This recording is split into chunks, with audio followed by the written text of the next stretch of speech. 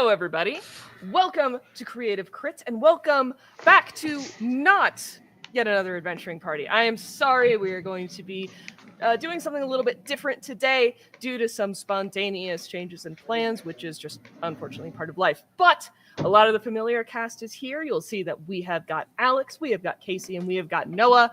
And today I am going to be running the game, and I'm going to be running Tales from the Loop, sent to us very kindly by Free League Publishing, who have a lot of cool games out there that we're hoping to explore in the future. And today, with Tales from the Loop, we're going to be jumping into an alternate history version of the 1980s, in which robots are ubiquitous, and so is the ability to fly vehicles using the Earth's electromagnetic field.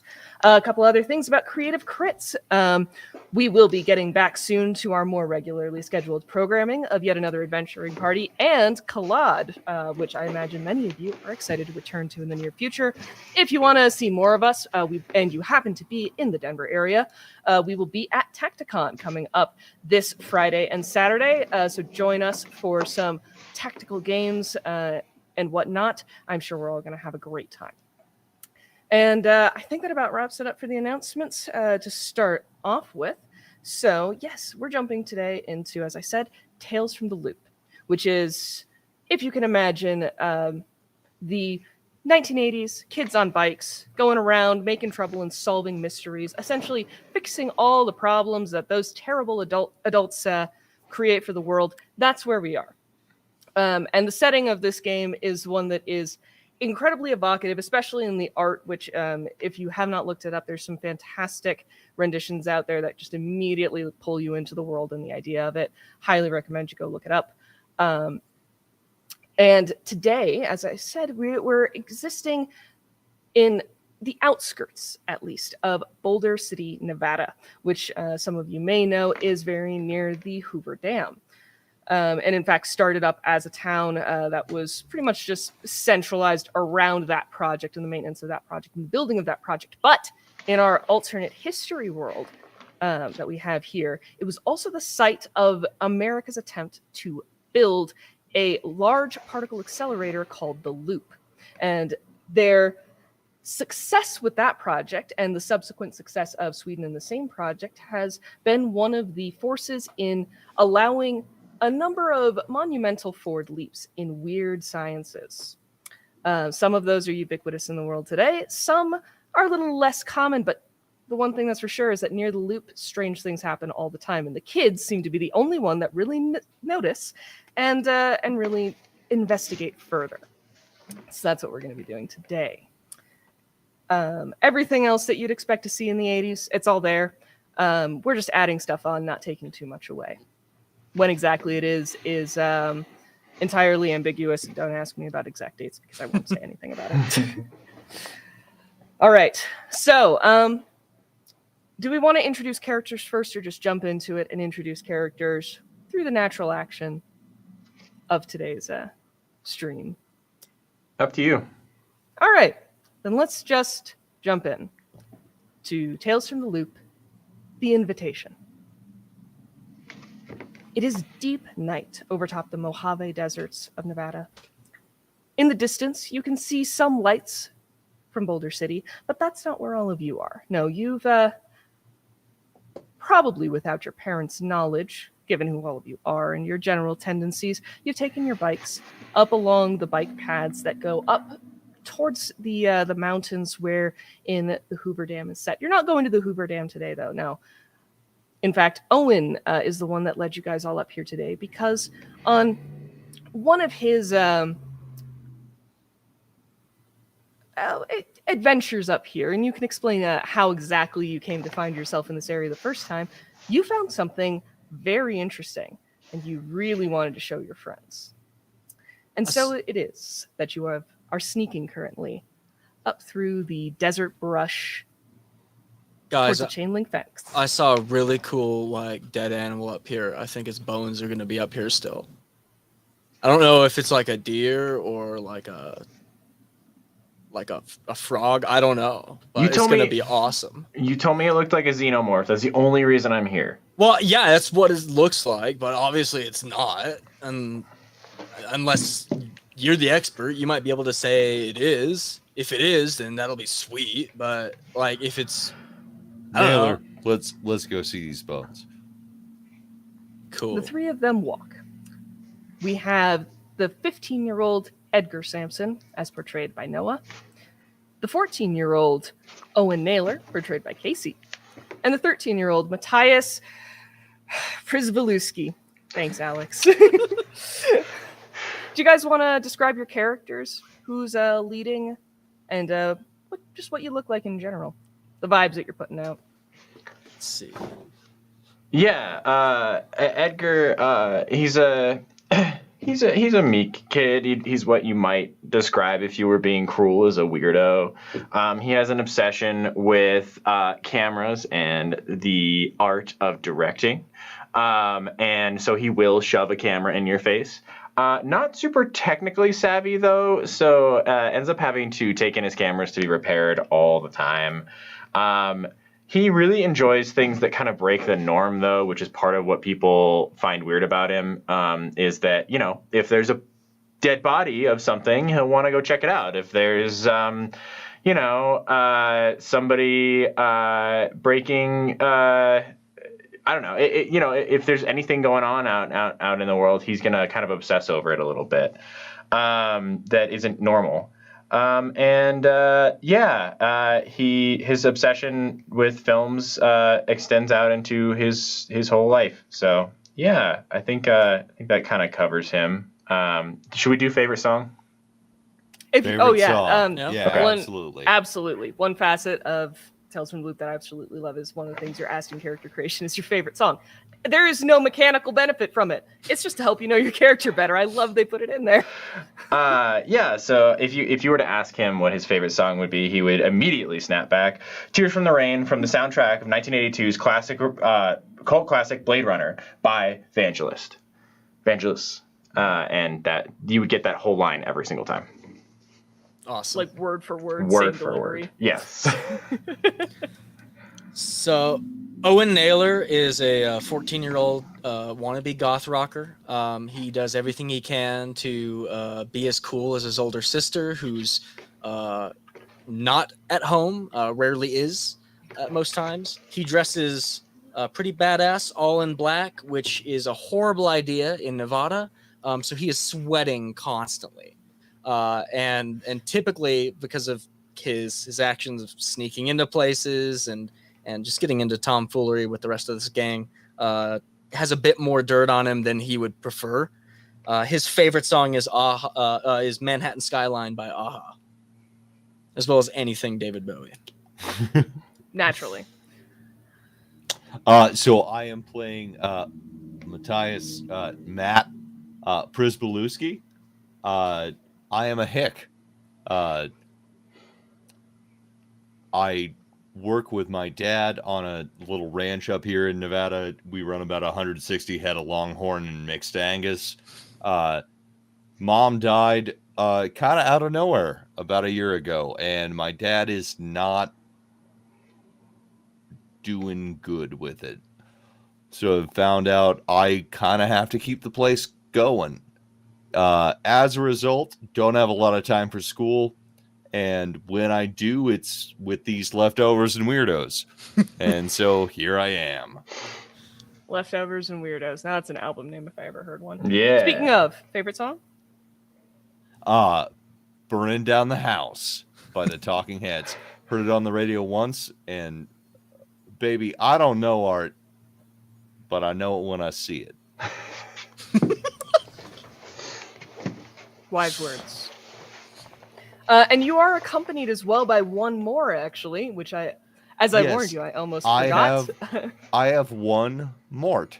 He's a little dog. He's a tiny goblin man. He's a terrible, disobedient animal, but when it's clutch time, he's always there. He's always good to go. Yes. Cool. So we follow these three adolescent boys and the one small dog as they head up through the brush and briars and shrubbery of the Mojave Desert. you come to a chain link fence, which Owen, you recognize now more easily where exactly you are. Oh, just using right. this as a bit of a landmark. But as you are walking around the lip of this chain link fence, headed towards where you hope that dead animal still is, and is still as interesting as before, considering that there's a good couple coyotes and vultures and other scavengers out in these parts, you notice some odd, almost look like spotlights from beyond the chain link fence. Whoa, what are those spotlights? Is there a concert going on? Why didn't anyone tell me? Those are really bright. You don't hear any music coming from the area, and the lights themselves seem to be shining mostly directly upward, some at different angles. The angle is not shifting often as you might expect to see at a concert venue, just more occasionally moving a little bit in direction and then shifting again as though they're being calibrated. Maybe they're shooting a movie. A movie? Yeah. I've never snuck into a movie before. That'd be cool. I mean, I've snuck into a movie, but not like while they're filming it. Yeah, you and I have snuck into a movie before, but yeah. I can get into that. Not a movie set. Yeah. That sounds No. way cooler than Bones. Now, it is clear from the chain link fence. It says private property, no trespassing, in multiple signs. You passed a couple of them while you were headed down along its length. So it's pretty clear that you're not supposed to go in there. Hey, let's go in there. Yeah. How do you guys want to traverse the fence? Mort, find a hole. Yeah, that's a good idea. Yeah. Mort scampers off, goes into the brush for a little bit, comes back with a stick, drops it by your feet. All right. What a good dog. Okay, if anybody else has an idea, let's. I mean, we could just climb the chain link fence. You can. That's not an issue. I just Yeah. didn't know if you want to like cut it or climb it or Oh whatever. no, we can just climb it. We're yeah. Yeah, just gotta Yeah. put the guy in my shirt. You know, Not gotta just have gonna him. toss the dog over. No. I mean, if one of us was over on the other side, we could catch him. No. He'll make it. All right. I'm assuming, Matt, that you're a pretty strong guy from working on a farm. I'm sure that you can carry a dog while climbing over a chain link fence. It's also worth noting, this probably isn't the first time you guys have climbed a chain link fence Oh, to be in yeah. a place that people didn't want you to be. Oh, yeah. Yeah. Yeah. Have some As a experience. former So- teenage boy, yes. Yeah. So I'm not gonna have you guys make a roll for this one because it's a given that this is completely doable. It's Okay. something you've done before. It happens in your day-to-day life, for whatever that's worth. But as you're moving through the now much denser desert trees and thicket, moving towards these lights that are still somewhat obscured by larger boulders and crags in these foothills, you eventually come out into an odd sort of clearing, which in the darkness, initially, like, your eyes are struggling to adjust to exactly what you're seeing because you've gone from denser vegetation to what seems to be nothing at all in front of you. And then you realize that there's even more space missing because just a couple of feet ahead of you, you can look down into a fairly deep and clearly man-made pit. It seems to be 50 feet in diameter, Whoa. stretching Whoa. across the clearing. It's a pit. I'm gonna pick up a rock and throw it into the pit. There's a small rock. The rock descends, not for too terribly long. It's certainly not a bottomless pit, and you hear it patink off of metal. Ooh. Whoa, is that a metal rock? Where'd No. you find that, dude? No, it bounced off of something down in there. You should throw a rock too. See if it patinks for you too. Okay, all right.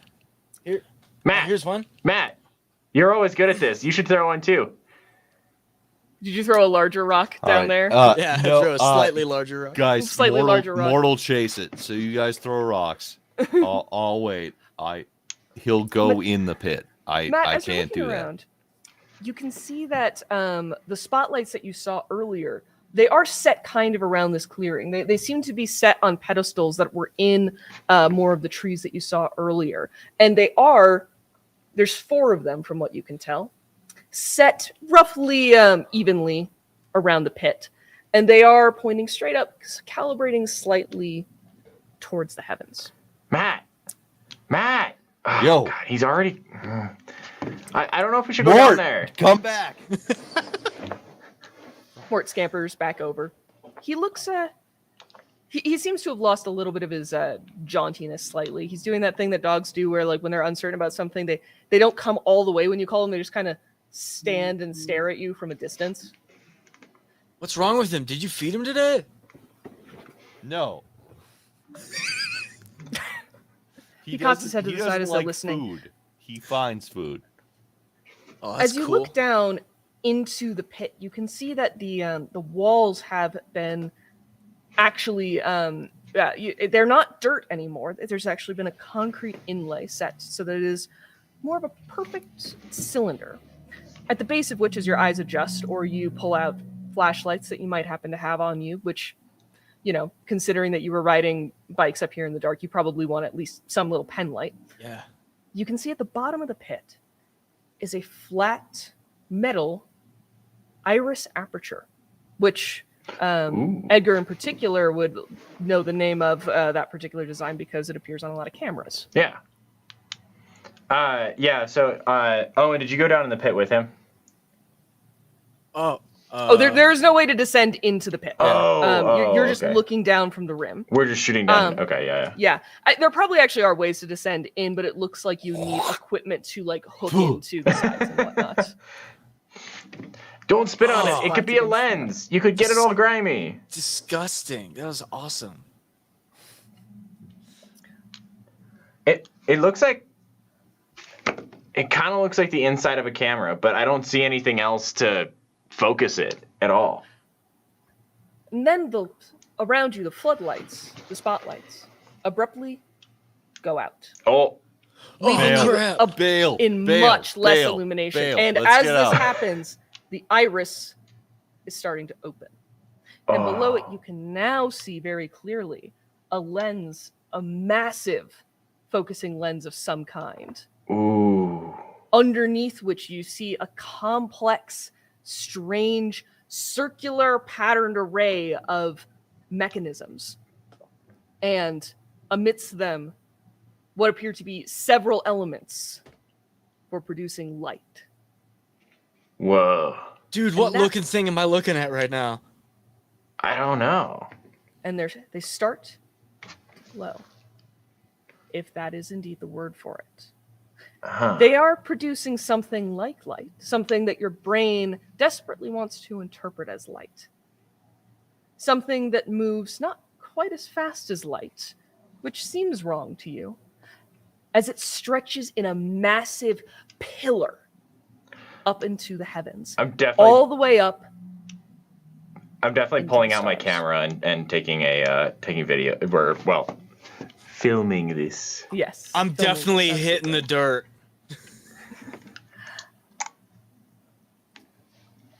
The light, as it were, almost feels more like the light that you see when you close your eyes and you rub your eyes and you see those strange negative colors, that strange almost anti-light. This beam remains continuous for approximately 5 seconds before going out and shutting down. But as you hear the iris start to grind itself back closed with a shinking sound of metal sliding across metal, you then hear alarms starting to blare from somewhere around and below you. Alarms that remind all of you, being kids mostly, of nuclear strike drills at school or at just in the town. Uh-oh. The kind of alarms you don't sound unless something has gone very, very wrong. Bail. Frig, guys, we got to get out of here. Yeah. I got footage. We should go. You take off running. Headed back towards the fence the way you came? Yeah. But, Yeah. but don't forget Mort. Mort. Fuck. No. Mort. No. Mort. Come back. Mort God is damn it. staring at something kind of in the distance. His tail twitches, and then he takes off slightly at an angle, still probably towards the chain link fence. All but right. into the I'll be undergrowth. right back, guys. Should we follow him? What should we do? I don't know. We should just get out of here. All right. I guess we're gonna keep heading towards the fence. Matthias, very quickly after chasing after Mort in that direction, something strange happens. You're clawing your way after him. You're pushing aside branches. You're getting scraped up a little bit as you go. Nothing that you're not used to from farm work and weeding and whatnot. When you collide with somebody else, Oh, sorry. Wait, no, not sorry. Who are you? how big about is Matt? Are you a normal sized 13-year-old? Are you pretty big for your age? I'm about 5'8", 5'8". going on 5'10". Yeah, so Gonna kind of be tall for tall. your age. Yeah. Yeah. Like in the midst of that terrible growth spurt. The person you've collided with is taller than you, though. In fact, they are an adult. And they are an adult that you actually recognize from school. It's Mr. Ritter, the physics teacher, the science and physics teacher. Bro, help me get Mort. Mort has stopped. He's kind of got his ears flat back, and his tail's like, well, does he have a bit of like a stubbier tail or a longer tail? Like, Well, he's wiggly. it's Yeah. effectively tucked between his legs at this point, and he's kind of like in the crouched position. Come back, bud. Come on. Pointing his nose at something that Mr. Ritter seems to be carrying. Mr. Ritter looks at you in bewilderment, blinks his eyes. Matthias, what are? Yeah. He looks. How's back the way about he we came. all see each other for class on Thursday No. and This is not good. pretend this never happened?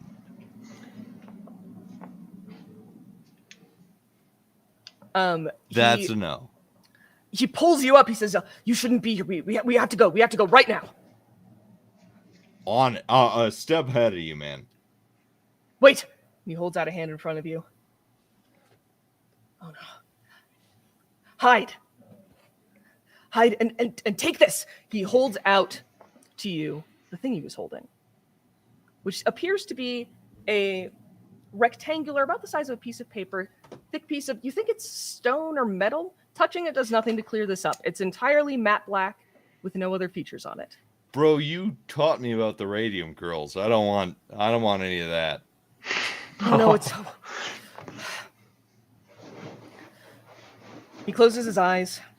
He puts his hand on the tablet as you're holding it. Says, handing in my badge. Sorry. Hide.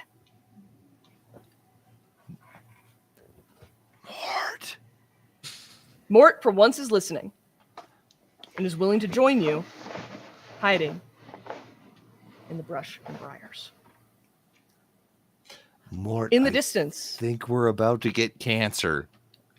Owen and Edgar, you hear in the distance, like a bit of this scuffle happening. It hasn't happened that far away from you. You hear the muted bits of conversation, Matt talking with somebody else, the frantic words, everything go much quieter with only some vague whispers. Oh man, he's been snagged by a teach. I think we should hide. Yeah. Yeah. Gonna duck behind whatever I All right. can. I'm going to have everybody give me a sneak check. That is 3, 4. So that would be our body plus our sneak. Yes, your body plus your sneak. And because you are in a good place to hide right now, I will give you a +1 to your dice pool. Oh my gosh.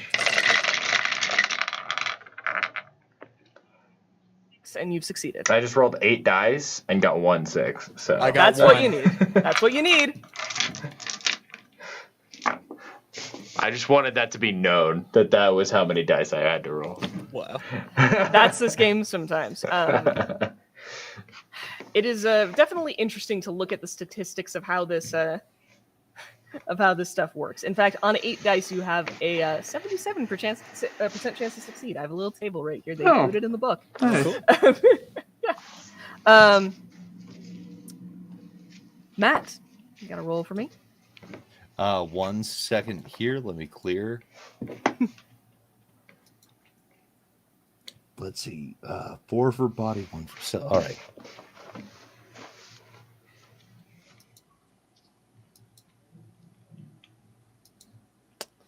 Oh, fucking fingers crossed. There we go. All right.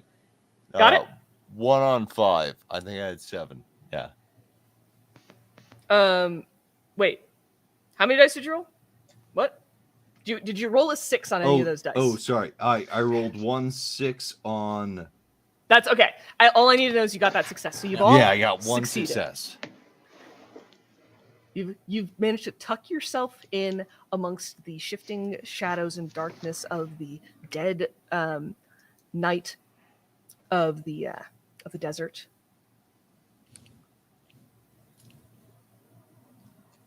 When a crack fills the air, and even from a distance, Owen and Edgar, you can see an arc of lightning jet out from somewhere closer to the pit than not, down through the trees.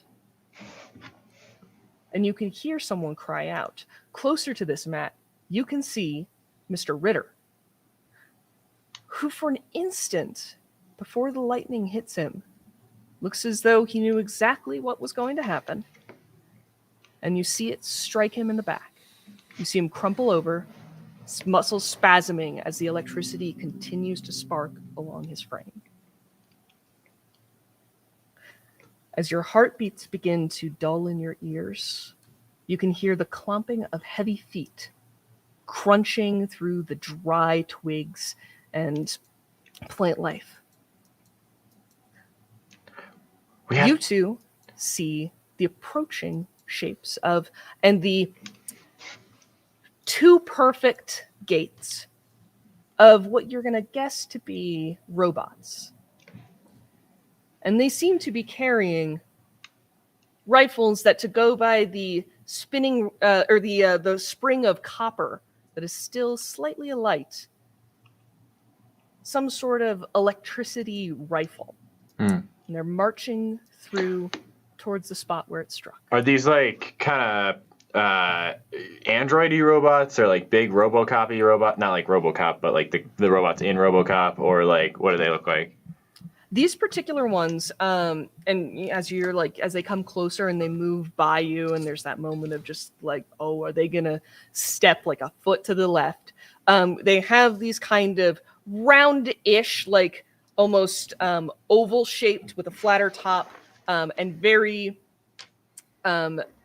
featureless, no texture, black chassis of a body. Their arms seem to be mostly just lightweight, exposed, double stacked rods with very mechanical hand-looking things. Imagine Terminator arms that are not covered in in armor, and then legs that seem to be of like a similar make, but they have treads on them that are better for like grabbing into things and not going to be as slidey as, human feet that are just metal, which to me sounds like an absolute nightmare. They've been a little more structured for that. Yeah. They're roughly 5.5 feet tall. Their faces do appear to be more on the blank side, with only optic lights and lenses to indicate their ability to see, and other wires and sensors that seem to extend occasionally from other parts of their body that might indicate how else they are put together. I don't know if any of you are particularly skilled in tinkering or robotics. No. But even if you were, they're passing by a bit too quickly for you to check right now without getting a little more in their faces. Is something like a militarized robot something kind of pretty rare that we would have seen, or is that something?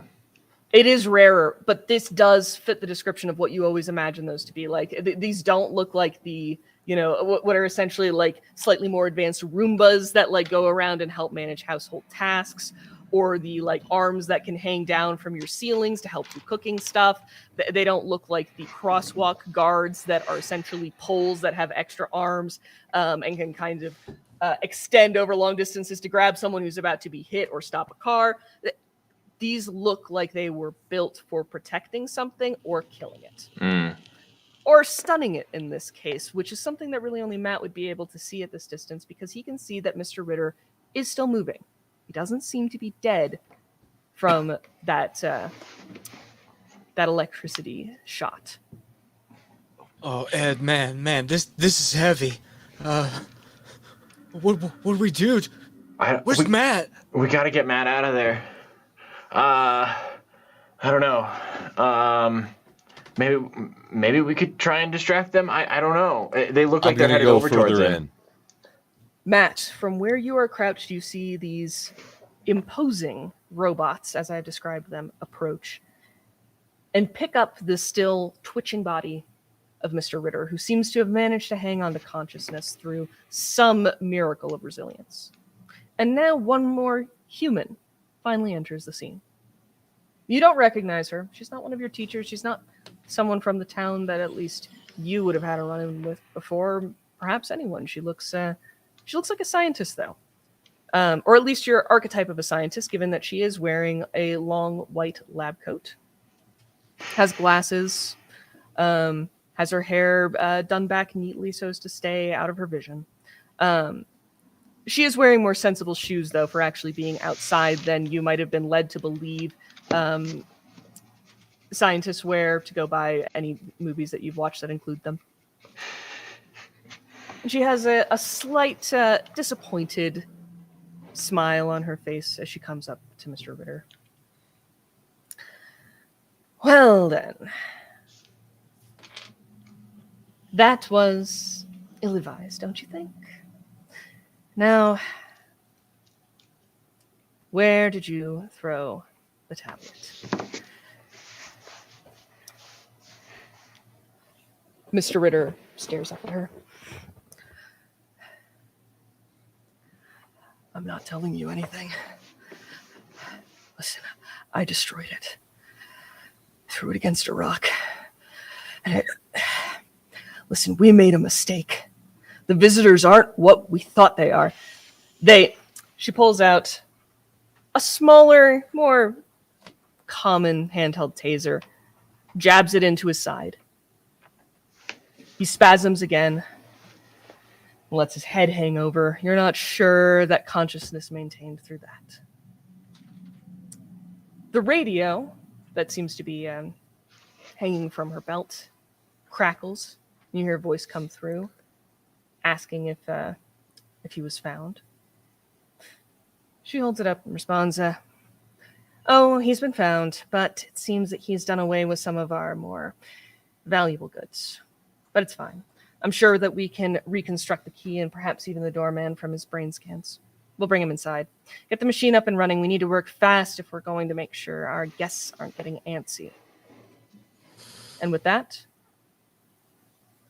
the woman, Mr. Ritter, and the robots start walking away. On a slight tangent to the pit,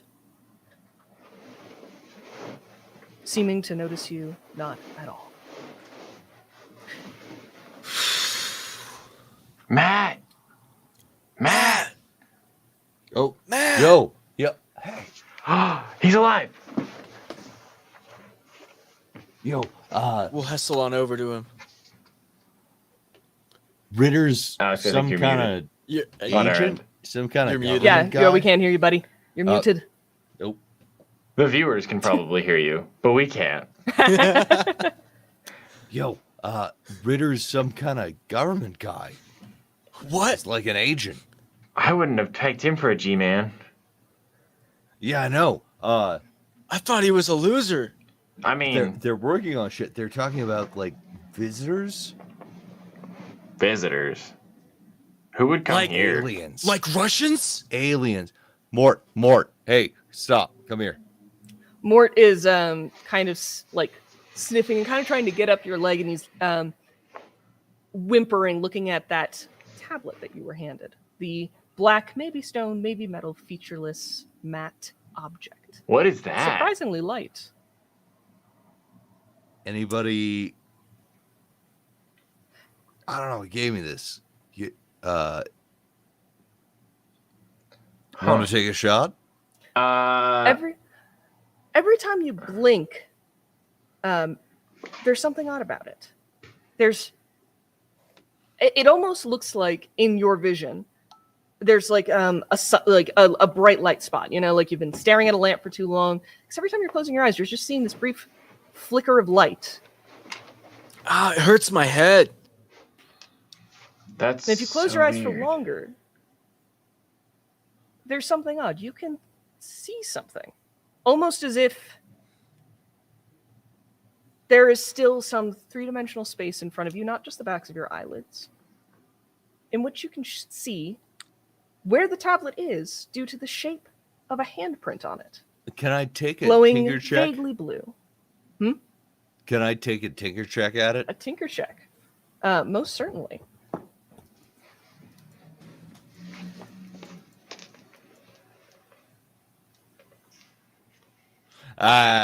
Wait, one more.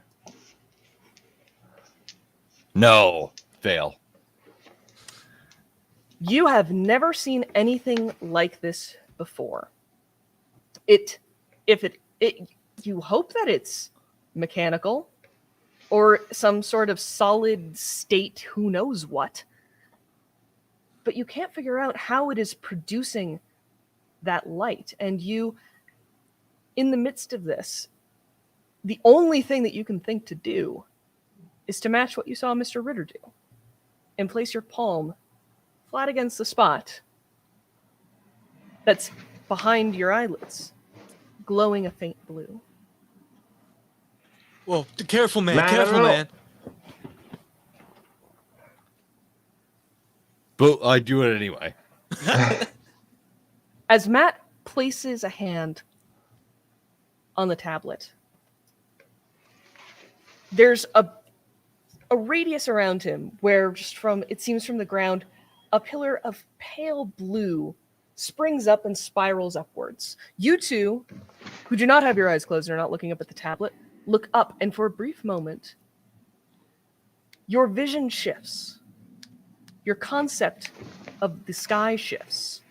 And it almost looks like every single star in the heavens above you has opened like an eye and is staring down directly at you.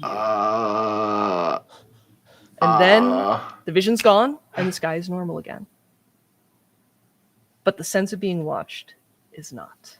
Matt, in the meantime, your eyes being closed, which is something that you can't seem to stop doing now that you're touching this thing, you are filled with a message. And in this message, it is almost as if it is both being channeled directly into your mind, into your eyes, into your ears, in every sense, even in just to your most basic sentient level of understanding. And it speaks to you. Hello, I am the doorman.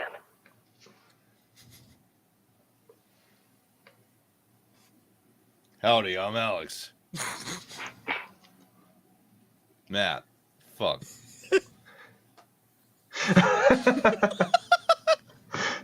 Ding. It would seem I have lost my detective.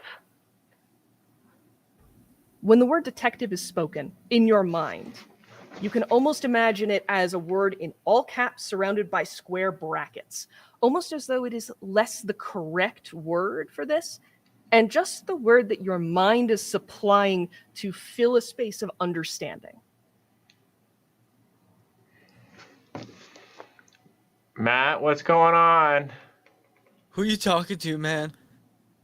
An Ed. invitation has been sent to everyone. It should be noted. Open invitations are dangerous. Some guests are rowdy. There will be drama and property damage, and a chance of total annihilation. Oh, I'm good, dude. Just a spam caller. Don't worry about it. What?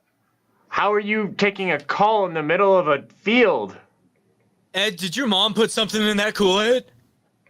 Oh, yeah, probably. Oh, and his mom is dead. Well, that's why I said Ed. Oh, me! Oh! My former detective intercepted the keys before they were sent. This will delay the guess, but eventually they will kick down the door. Many are already lurking. Some have picked favorites already. As these words are spoken, something else is starting to trickle into your not vision, your closed eyes, after images of shapes moving about. Humanoid, in the sense that humanoid can never really mean the word human. Too flickering, too much like after images to be taken for anything truly physical. The voice continues. Someone must cancel the party. The guests are determined, but they must follow etiquette. Clearly, a detective alone is not sufficient. I must hire more staff. You are the new detective. I will also need a groundskeeper. It would be ideal to have a translator as well. Hey, you guys want a job? A job? What are you talking about, man? What is going on?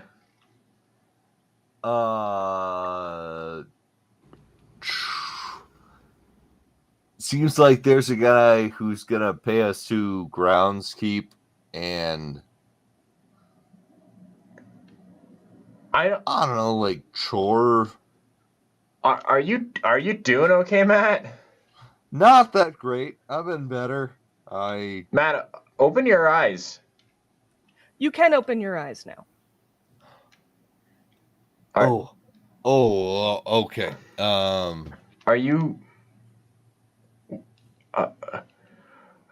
You're acting weird. I'm doing real bad. Oh, no. Oh, no, man, no. We should not have come in here. This is not a concert. We didn't even find those bones. Listen, Owen. We've been through worse. We've seen worse. There was that time we got caught in the movie theater and they threw us out. Right? We haven't been caught yet. Naylor, we got stuff to do. Come on, man. I told you to call me Death Wish. Oh, come on, Naylor. It's a cool name. It is. Naylor's way cooler than Death Wish. Come on, dude. No, it isn't, but thanks, I guess.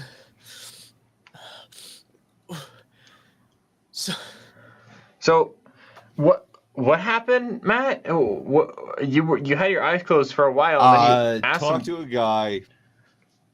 We gotta find a thing. We gotta cancel a party. Cancel a party? That doesn't sound cool at all. One we don't want to be there for. Oh. Well, then that could be kind of cool. Even with your eyes open now, Matt, you can see those after images. And now with your chance to look up at the sky, there's almost an overlayer of that sense of all the stars being eyes. Looking down, occasionally blinking. Guys, I hate this. Naylor, I think there's something wrong with Matt. We might need to take him home. We gotta get back to the bikes.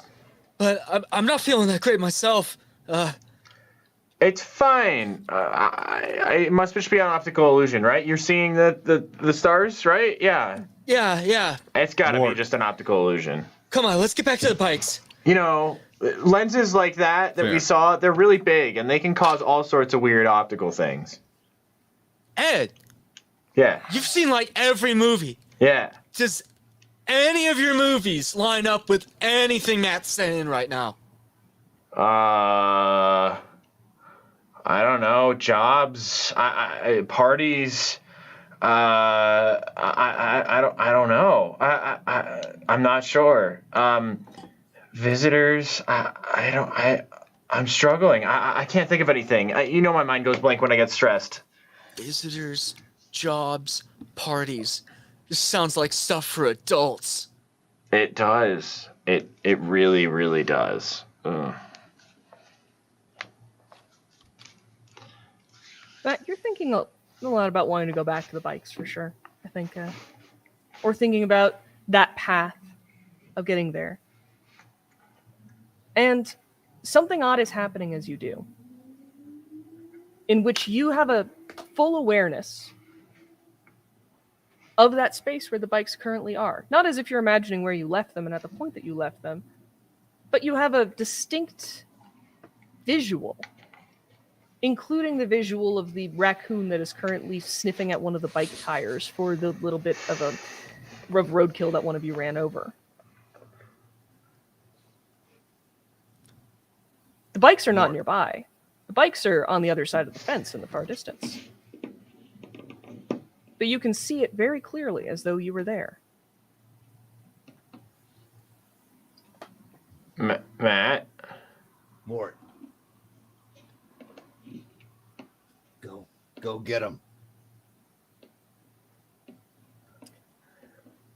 Yeah, well, you're no good. Anyway. Mort can get up to the fence and then stare at a fence if you want. There's still a fence between you and the bikes. I think we and should. quite a bit of distance. I think our bikes are okay. I think we should get out of here. You're not okay. Of course the bike's gonna be okay. What do you mean? I'm doing great, guys. Everybody, let's all go home. I think that's the best plan of action here. Detective. All right. The words. The words are flashing now in front of your eyes, not even when you're looking at the tablet, but just when you blink. They're burned there. Detective. Respond.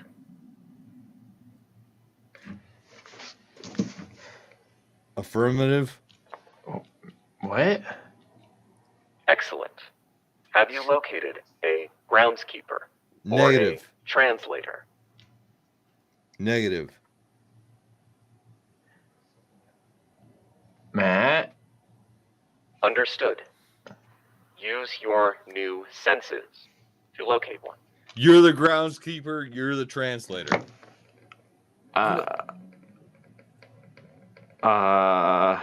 What? Close your eyes.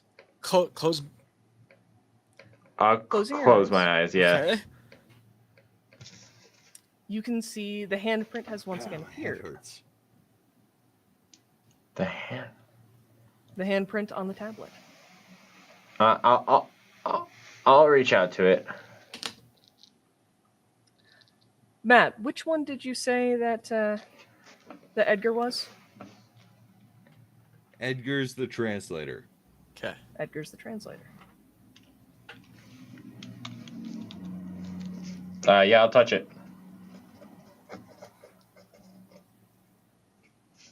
You have been promoted to translator. You are bilingual and can hear the subtext. Take care of the detective and groundskeeper, if groundskeeper should appear. Okay. Are you getting a call too? Nailer, come here. Nailer? I really don't want to, man. Oh no, it's just it's Death wish. It kind of Come feels, Oh. Okay. You know- Yeah. yeah. Yeah. Death Wish will come here. Yeah. It feels like it's fine. It's just like if you close your eyes and you listen to music, you know? All right. That sounds cool enough. Owen's gonna shakily put his hand out and touch the handprint. Eyes closed. You have been promoted to groundskeeper. You hold the keys and know the shortcuts. Help the detective and translator find what they are looking for. Awesome! Oh.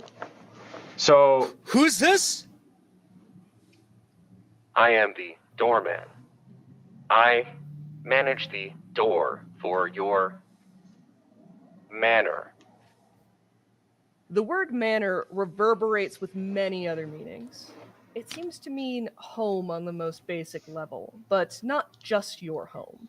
Everyone's home, everything's home, everything you know anyway, everything you can comprehend to know. All right, I've got the keys. Where are they?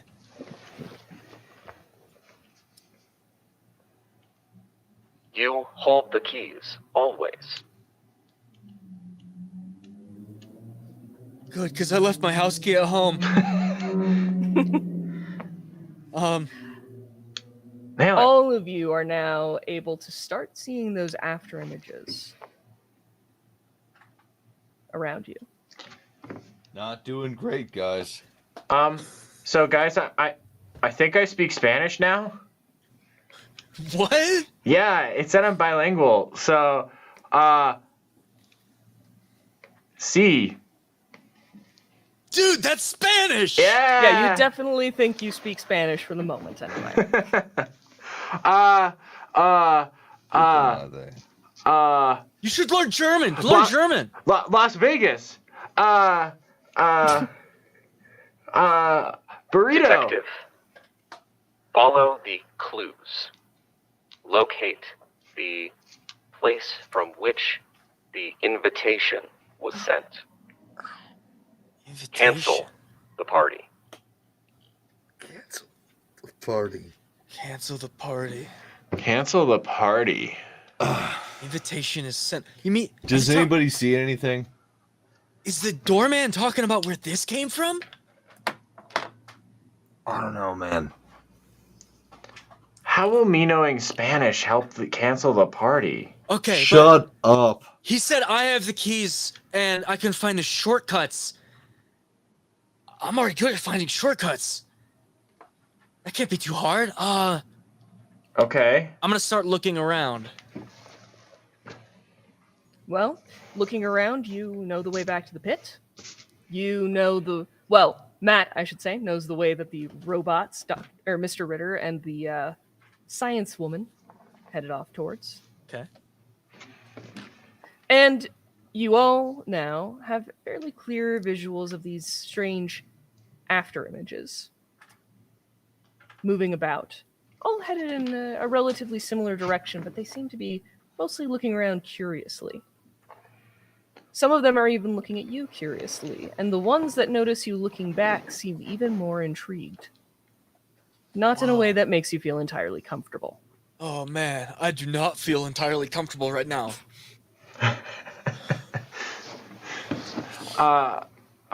Okay. I still think we should head home. I really don't think listening to some tablet thing with a weird voice is probably the best plan of action here. Yeah, I don't want to get fried by robots, man.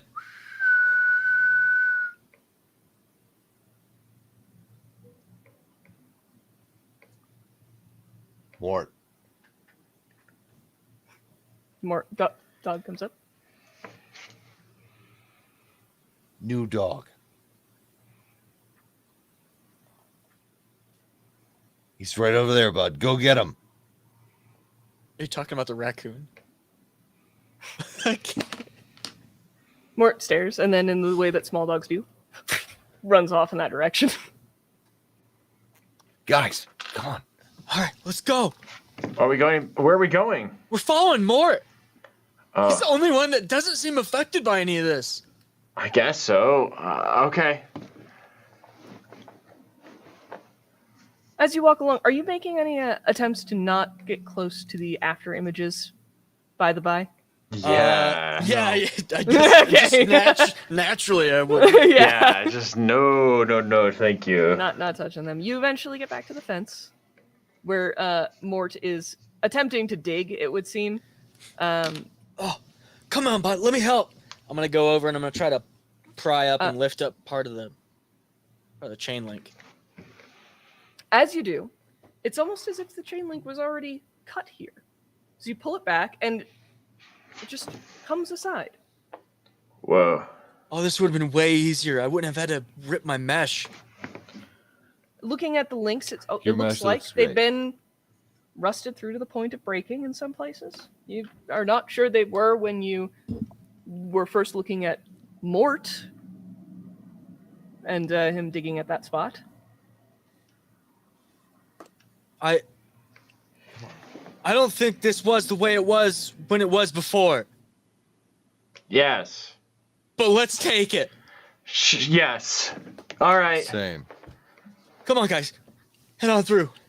Yeah. You head back down towards Pile the bikes. through. You head back down. Yep. Clambering along the pathway. You eventually come back to the bikes. Mort barks excitedly and chases a surprised-looking raccoon off into the shrubbery. Get him. Matt, that's not a new dog. I think that's like a badger or something. Yeah. Definitely. You'll get him next time. It's fine. That Nailer, that was a raccoon. Duh. Oh, right. Yeah, raccoon. Yeah. They're cool. Yeah. Kinda, yeah. I've never seen a badger before. Yeah. Only in movies. Okay, Only in movies. our bikes. They look okay? Yeah. Bikes look absolutely fine. It doesn't seem that anybody found them. Your presence apparently is still unknown. Okay. We can't go back to my house because I'm technically still there. Who can we go to? I mean, And is your mom okay if we crash? yeah, she's fine. I think she's out tonight, actually. Oh, good. Yeah. All right, Matt, don't worry, buddy. We're gonna figure this all out. Yeah. We're gonna fix you, and then hopefully save our science teacher. About that. Are we just leaving him there? Oh man, I forgot all about him. Riddle'll be fine. You think? Thinking of Ritter, Matt, you're suddenly filled with a vision of him being strapped into an odd chair with dozens of electrodes taped to his Ritter head. will not be fine. Never mind. He's toast. Are we leaving him to die? Yeah, probably. No, we can't do that. Oh no. He's He's the only way I'm gonna pass into this next grade, man. He is I'm a really not easy good at the grader. math. Yeah, he's such an easy grader. He is. He's a good guy. I mean, he's lame, but like he doesn't deserve whatever you're seeing, Matt. If No, they're anything, he's like a Fridays very fault, scatterbrained teacher, you know? He's one of the ones that like is an easy grader because sometimes he forgets to give you the homework assignments that he asks you to then pass in and then realizes that and then just gives everyone an A. You know, it's that kind of a thing. Yeah. Listen, guys, I think we gotta go back in. We Okay. can't just leave him. All right. Fine. Are you gonna be okay, Matt? No, probably one of us is gonna die. Let's Well, yeah, get at it. He was closest when all that stuff happened. that's true. Yeah. Maybe there's like a cure in there for him or something. No, probably. That's we also die. true. That happens in movies. Like the closer you are to the danger, then typically Yeah. there's like a cure or a device. Yeah. Maybe there's a good robot instead of just the bad robots. Yeah. Okay. Like Terminator 2. Here, let's take our bikes and we'll ride in there. I don't want to get caught by any of those things. So we move fast, and then we go straight in, and then there's gonna be doors with locks. We'll figure it out. It'll be fine. If that one part of the fence was that messed up, I'm sure there's other parts. Fair. All right, let's do it. Let's do it. All right. Yep, we'll ride our bikes back up to the fence, maybe at a different direction than we initially went in. Riding up to the fence, and following the road a little bit more. Like now, like you find what seems to be kind of a dirt road heading up in that direction. You come to the point in the chain link fence where it seems to be openable. There's a door here, that, like two large sliding bits that people could pull open and aside, probably automated as well to go by the nearby checkpoint, so to speak. It does seem to be locked right now. Okay. So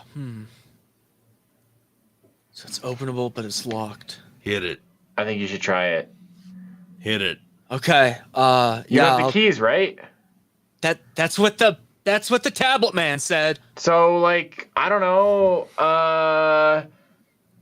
Just Let me check my pockets. yeah. Your pockets don't seem to have anything, but the lock does appear to be a not a like traditional key lock, but a like fingerprint scanner plus keypad sort of lock. Padlock, key, scanner. Put your thumb on it. Okay. Put my thumb on it. Set your thumb on the lock. Well, can we crack it? The scanner goes pops off, and the gates go Oh, open. shit. Whoa! Whoa, man. Rock and roll. Rock and roll. It's going to be so much easier getting into concerts.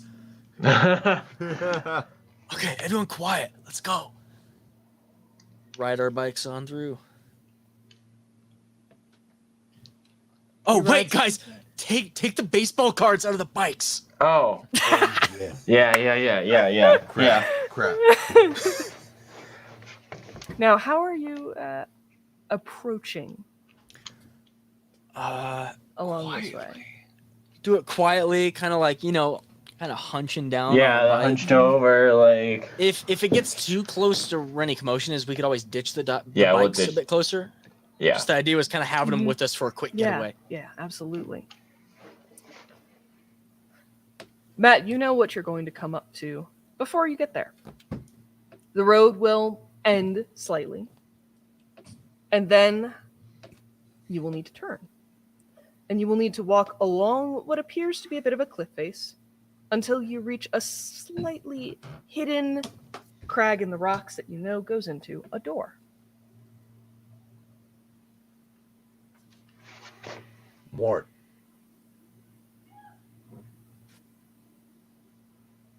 Go.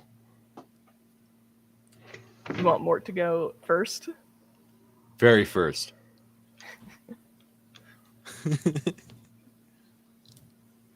Mort sniffs and like kind of trots along, seeming to miss some of the urgency of the situation. All right, fine. We'll go together. Come on. Where are we going?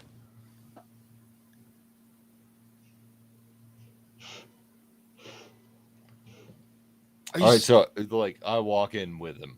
Mm-hmm. You head around to the crag, and there's a big metal door. So tired of big metal doors. When was the last time you encountered a big metal door, Matt? The barn. The barn, yes. The big metal barn it's just door. that barn door. It's really hard to open. Let's it's see such if it's pain. open. All right. I'm gonna see if I can open it. Polar Slive. You try to open it. It does not seem interested in opening.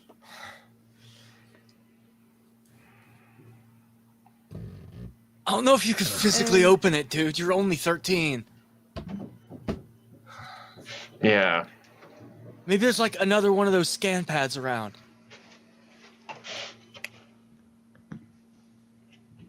Maybe. Let's see. Yeah, is there any fingerprint scanners or anything around that would open? There is indeed. It Oh. would seem. Okay. There is indeed. It would seem. Nailer, I think you should try this one too. Okay. You seem to have the touch. Sure. Same thumb or other thumb?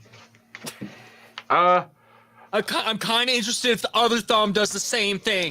let's try it. Yeah. Okay. It scans. Scans again. Oh, Scans one more time. oh no, this is taking longer. Then blinks green in the door. You hear a click of the door opening. Okay. Left thumb takes way longer. Weird. But I guess it makes sense because you're right-handed. Dude, you're smart. Yeah. Yeah. Yeah. Okay. As you open the door, this is an interesting experience for everyone because you can all kind of see the after images. But only Edgar seems to feel them.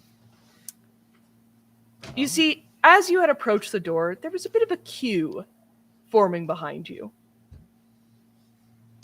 And as the door opens up, many of these things surge forward, heading down into some stairs, you think. It seems to be a strangely lit facility. But Edgar, as all of these are moving through you, you two just get the, and by you two, I mean Matt and Owen, you get the weird experience of seeing non-physical after images moving through you. Whoa. And heading down. Edgar, you get a wave of thoughts and emotions that seem to be flickering and changing every time a different one moves through and touches you. You see planets that shouldn't exist. You see Pluto. physics bending and inverting on themselves in ways that are not possible here. You feel... Sorry, the Pluto joke got me there. What? Oh, Casey, What just... happened? Sorry, you said what- planets that shouldn't exist. I said Pluto. I can't believe I missed that. Okay, continue. I apologize for being distracted by a Pluto joke. I'm always down for a good Pluto joke. And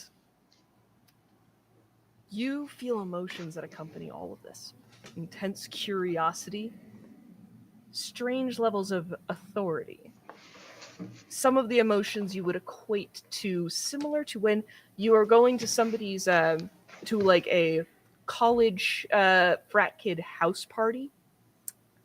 And you see that expression on the frat kids' faces as they go into this house that probably belongs to a friend or something, and they're not supposed to be there because their parents are out of town, but they're going to do this party, and they're going to do some, underage drinking and the like. And you can see that look on their face of just, we are going to mess this place up.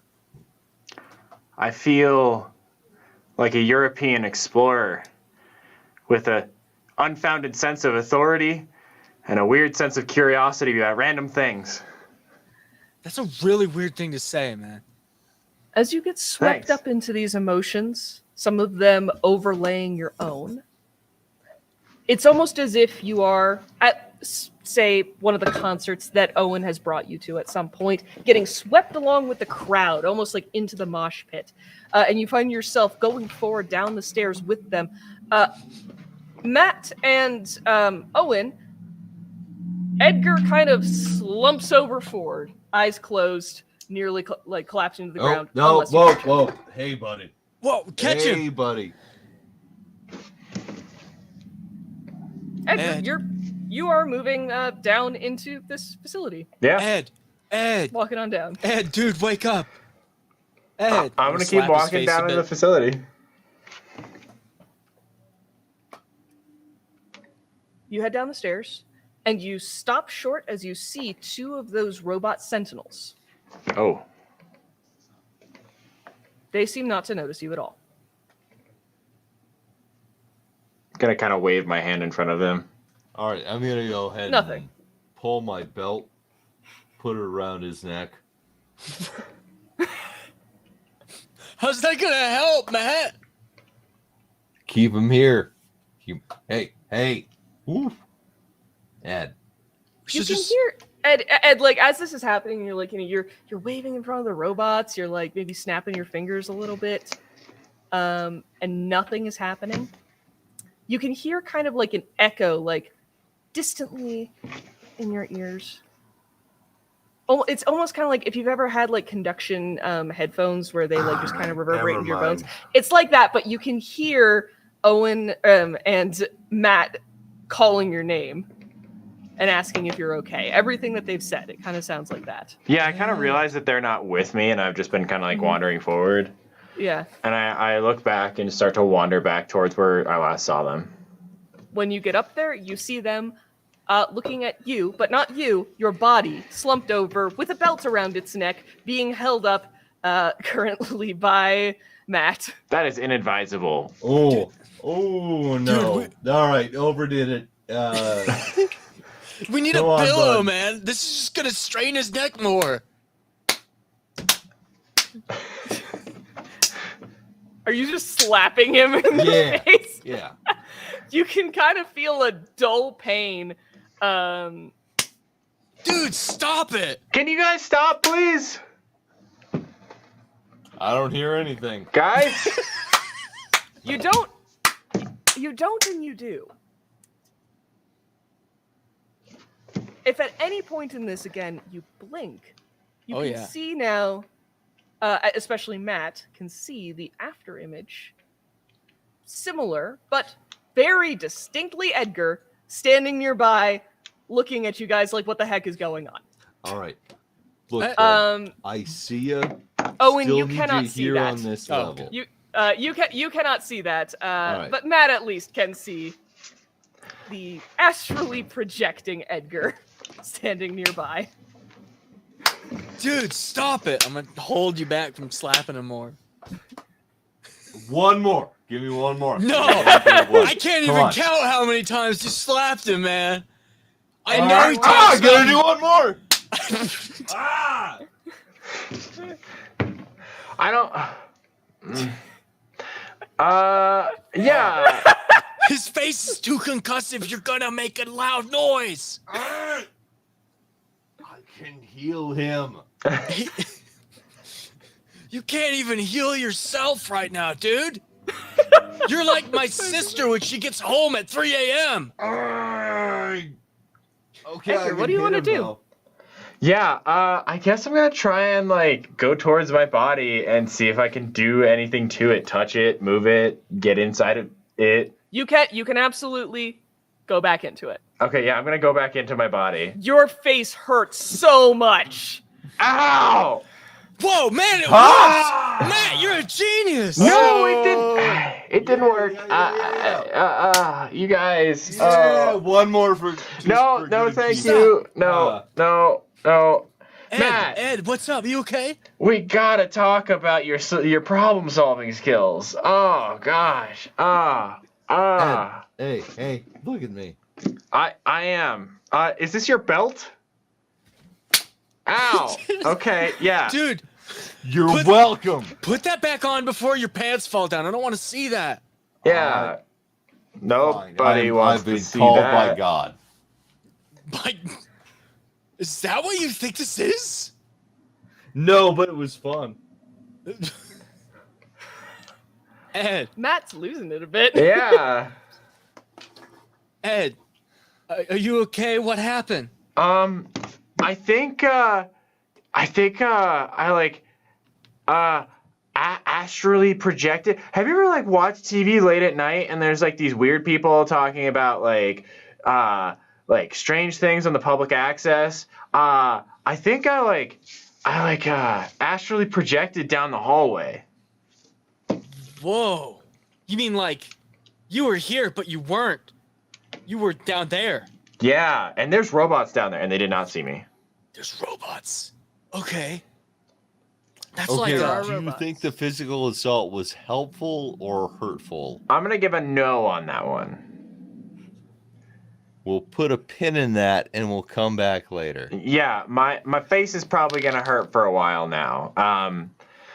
We'll see. We'll see if Okay. you think that that's very good You saw robots, which that's bad. That's bad. That is bad. But that means they are guarding something, right? Exactly. Did you see anything that they were guarding? No. I feel like in hindsight, I There was probably more should have checked that. facility? Just more. Yeah, but if you had checked that, I think your face would hurt even Even Yeah. more. Okay. Ed, do robots in movies respond to fire at all? I mean, if they're supposed to, I guess. I don't know. What are things we could do? We could. I could set like some of the brush outside on fire. Yes. And we could yell fire. Yes. Yeah. And then maybe they would be like programmed to put out the fire. Yes. Fire. Okay. Rallying to the cause of the arsonist. All right. How would you like to go about lighting this fire? Well, I got this Zippo lighter that my sister gave me 2 years ago. I was 12. She's like, "You're not allowed to have this Zippo lighter." And I was like, "Cool." And then promptly got the Zippo lighter. Awesome. Yeah. She gave it to me, but she doesn't know it yet. Best kind of gift. Yeah.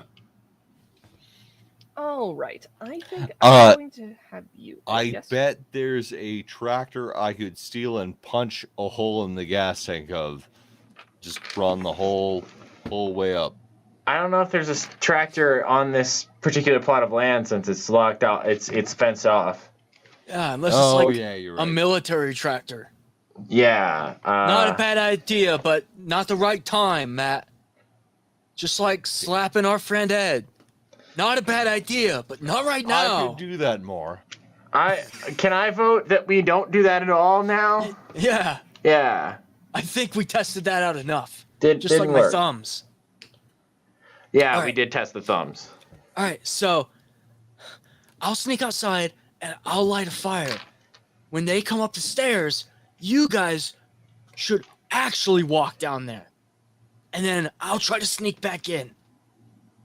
Okay. So, like, hide in here or something. Yeah. I'm gonna hide. Okay. All right. For those hiding, I'm going to need sneak tests. Since you are lighting a fire, Fire. there's not a directly appropriate skill for this, so I think I'm just going to have you make a mind test. A mind test. Okay. Yeah. And we should make sneak tests. Yes. Make sneak tests to hide whilst the I got a 6. Just flat All right. mind?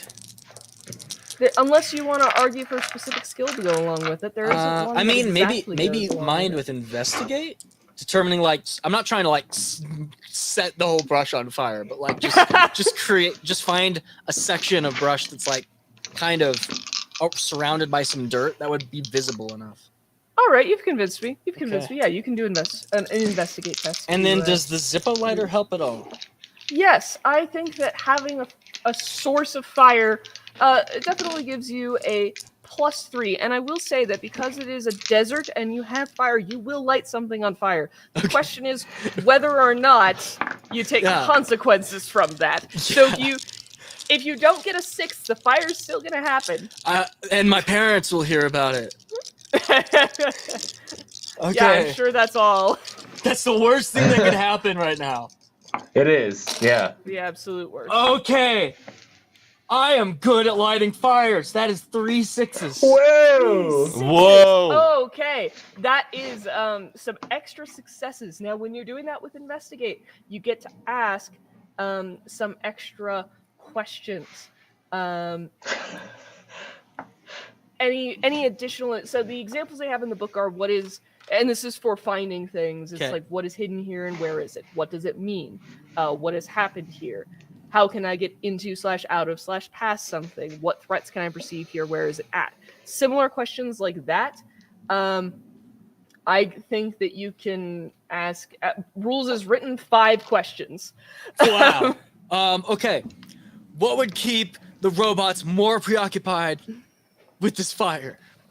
If it was closer to something that they were supposed to, that it could damage. All right.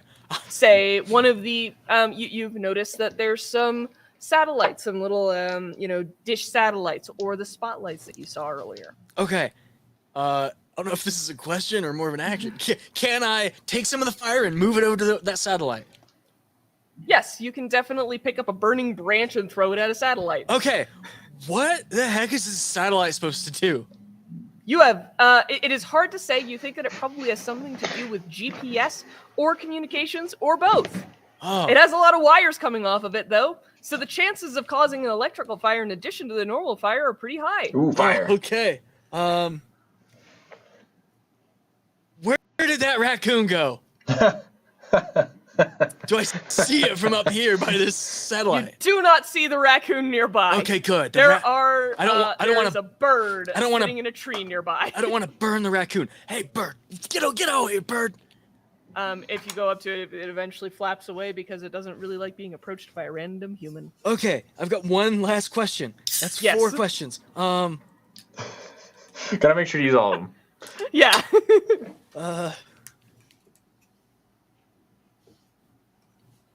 Is there another way in? Probably. Since the robots are coming out the way that we just opened. Yeah, that's my 5 questions. There probably is another way in. You imagine that at the very least there's the iris, which opened and probably opens into the facility as a whole. Question number 6. Is there a different way besides jumping into the giant eyeball? Yeah.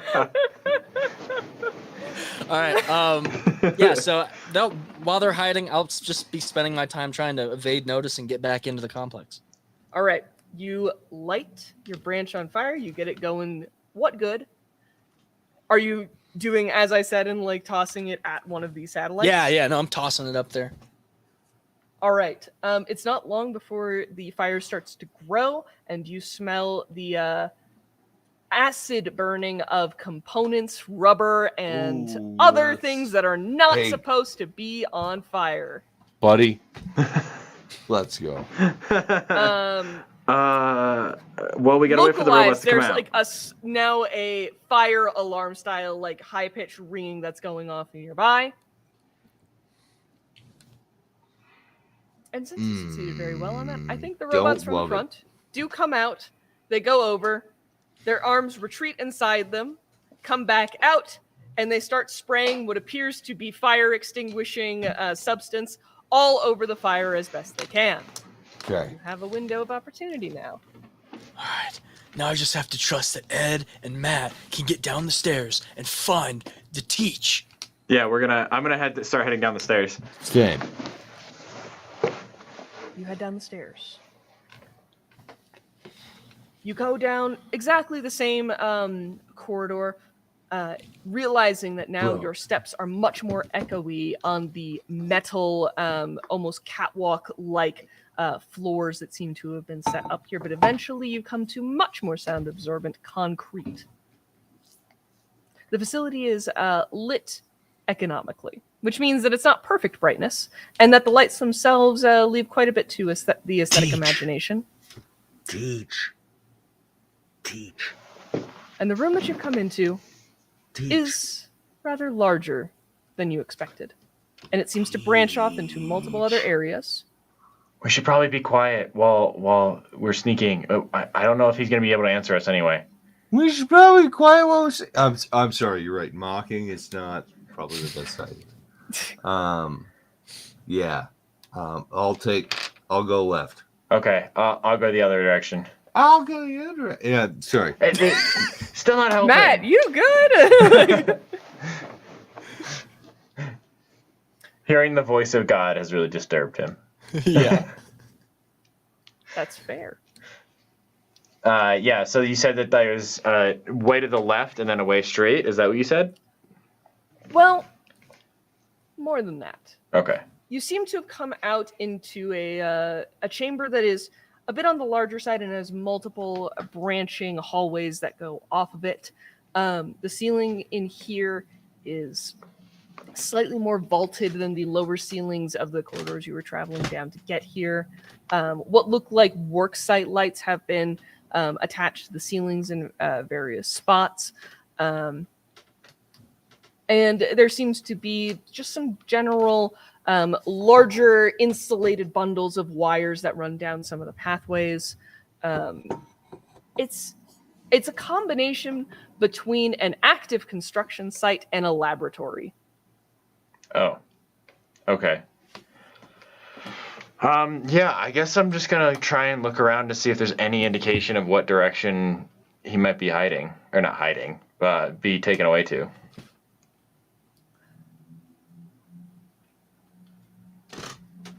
Matt, you are at this moment reminded by a certain, as you've called it, voice of God to See the bigger picture.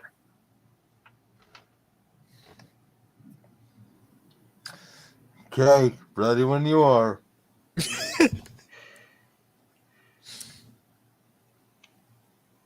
Matt, you okay? Nope. What's up? expanding your awareness. You think that you can see down pretty much any of the hallways that you choose to, without actually walking down them. Anyone who is familiar with psychic tropes might call this remote viewing.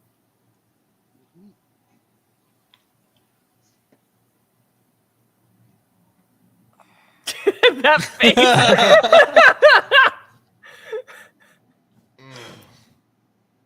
Okay.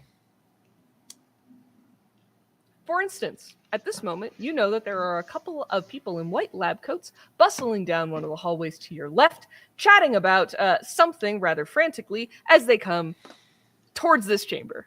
Chester Cheetah's chitty chatty over there. What over there? What am I getting? Over there, you look down a hallway to see a couple of interesting looking rooms. There is a room that seems to have a glass window on it, through which there are multiple cubicles separated by plastic sheets. In each one is a tape player, a set of headphones, and a microphone. All quiet on the western front. What about there? Off in that direction, you can see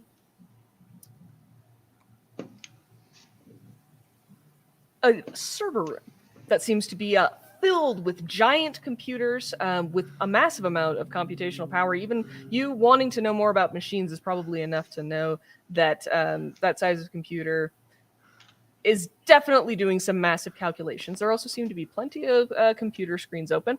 1 to 2 people in there that seem to be monitoring some of the screens.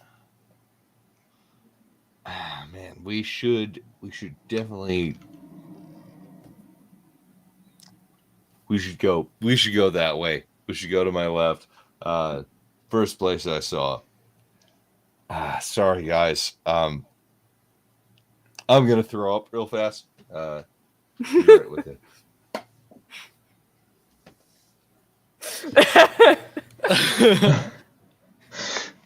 At this point, Edgar, you can hear coming down the hallway that had the chatty individuals. There was much more to that tongue twister that I don't remember. You can hear them coming now, too.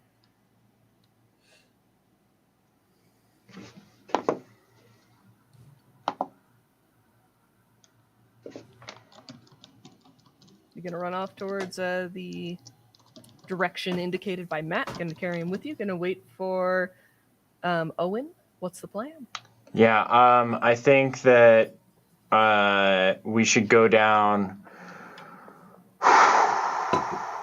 I'm not sure. So Matt, you said you could see down these hallways. You saw down one hallway people talking. We probably shouldn't head down that way, right? Probably not. What was down the other hallway? You said something, but it was hard to understand. More experiments-ish. More experiments. We should stay where we're headed. And then you said that the other direction there wasn't much else. Yeah. There are more things down the halls there. That's just kind of where you looked in and stopped. If you wanted to, you probably could spend some time remote viewing the entire facility. No, thank provided you you. had the time, which you don't right now. So, Should we wait for? I feel like I'm gonna die. Should we wait for Naylor or not? I don't know what to do here. Wait for Naylor. Wait for Naylor. Okay. Let's find a way, an area to squirrel away and wait for him to come. Yeah. all right. Do you guys want to give me? Actually, all three of you are probably going to have to give me some form of sneak test. Alternatively, if one of you wants to give me an investigate test to look around and find a better place to hide through lay of the land, I am good with that. Naylor, if you want to try to use test. Yeah, I'm good on sneak. a body test of a different kind, like a move test to move very quickly as Yeah. opposed to sneakily, you can do that as well. Yeah, I was gonna hustle back in. All right, then that's actually going to be a move test. Okay. Oh I see the yeah, dice tower happening. that is 3 6s on my sneak. Oh my goodness, that's a lot. I got 2 You got 2 on my move. on your move. That's good because you can absolutely get the bonus effect then of no one notices you. Good. And you got a 3 6s, you said, Noah? Yes. Well, if you want to, you can give a success to Matt if you want to. Yeah, I'll since, just give No, a I'm success. He good. seems to be I having a caught a hard time. success too. Oh, you caught a success too. okay. All right, then we're good. All right, and you also have the option, since you got 2, this is technically for stealing, but it is just under sneak in general, is the bonus effect of you find something unexpected or more of what you were looking for. Okay, yeah, that would be good. Do you want something unexpected or more of what you were looking for? Unexpected. Unexpected it is.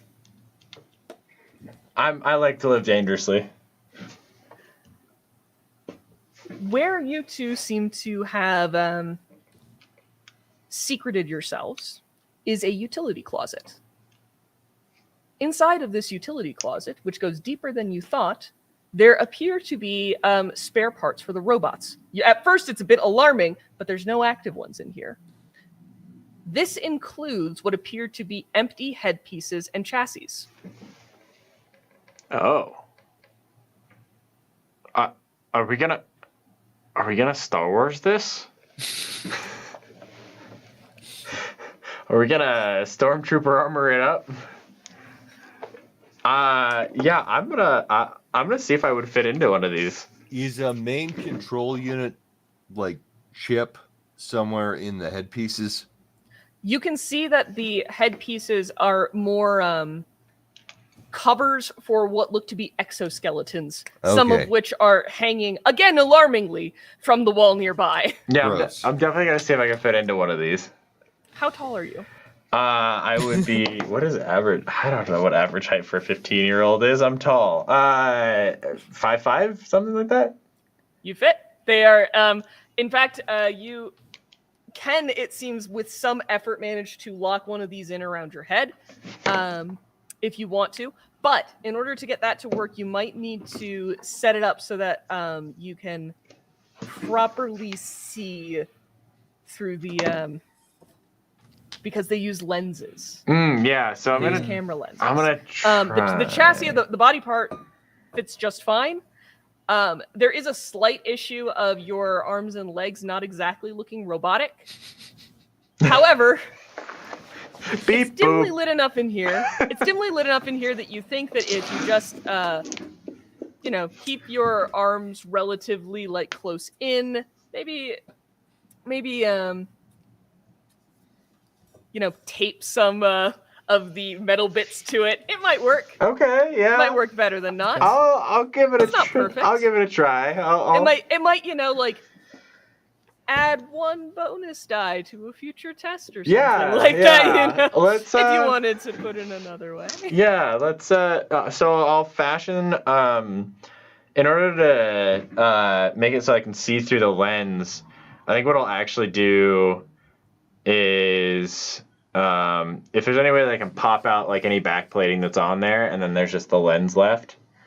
Yes, I think you can probably. Why don't you actually give me a tinker Sure. test? Let's do this. And this is going to be manipulating something, I think. Or actually, no, it's manipulate machine. So this is going to be. It doesn't. There's sub things. It doesn't matter. So just give me a tinker test. That was 3 6s. Wow. What are you doing over That was there? on 4 die. 40 3 6s. If No, you you're want not. to, I think in Foul. addition to Foul. to setting this up, you could also wire up the lens of this so that it's running to your little camcorder and so that it's recording whatever you're seeing. Ooh, yeah. Yeah, definitely gonna do that. All right. Yeah, you find out that like by sheer happenstance, these robots, this particular port is probably the oldest part of them because somehow the port actually works with your camcorder. Hey. Who knew? Who knew? Yeah, for sure. Nice. So yes, you can definitely outfit yourself with a bit of a like fake robot guys that hopefully will let you pass at least less obtrusively the Yeah. facility. In the meantime, Perfect. Owen, you've hustled your way down. I think that because you got the extra success, you kind of come down into the stairs just as you see the shadows of like the two lab-coated individuals coming out of the side. You like do a bit of skid and back in, hiding kind of in that hallway area. You know, if you can all imagine, but more effectively when Kronk is hiding up against the wall in that one moment of Emperor's New Groove. It's a little bit of that. Fortunately, all the black that you're wearing helps you blend in the slightly shadowed area. And they seem to walk past, and you hear as they go, they seem to be deep in discussion about the missing tablet, the missing key that was apparently corrupted at some point in the invitation that they sent, and discussions of what exactly Ritter was thinking and what he was trying to do before they pass off into the distance. Oh no. Adults talking about other adults. That never leads to anything good. Ed! Very true. Ed, where are you? I'm gonna come out of the closet as the robot. Holy crap! Holy crap! Oh man, don't assimilate me, please! I've seen Star Trek! Beep boop. Your name is not Death Wish. It is Nailer. And then poke him with my hand. Heyo! Ed? Hi. Ed, what the heck are you doing? Ah. Push you? Oh. Don't friggin' scare me like that. I have not seen Star Trek. I don't know what you're talking about. Well. Making contact with Owen. If at any time there's like an actual like point where you're touching him with your hand, Yep. you can actually get the same sort of sense of like suddenly a peek into Naylor's emotions and his mind that you got Oh man. while the after images were passing through. Oh, so many confused thoughts.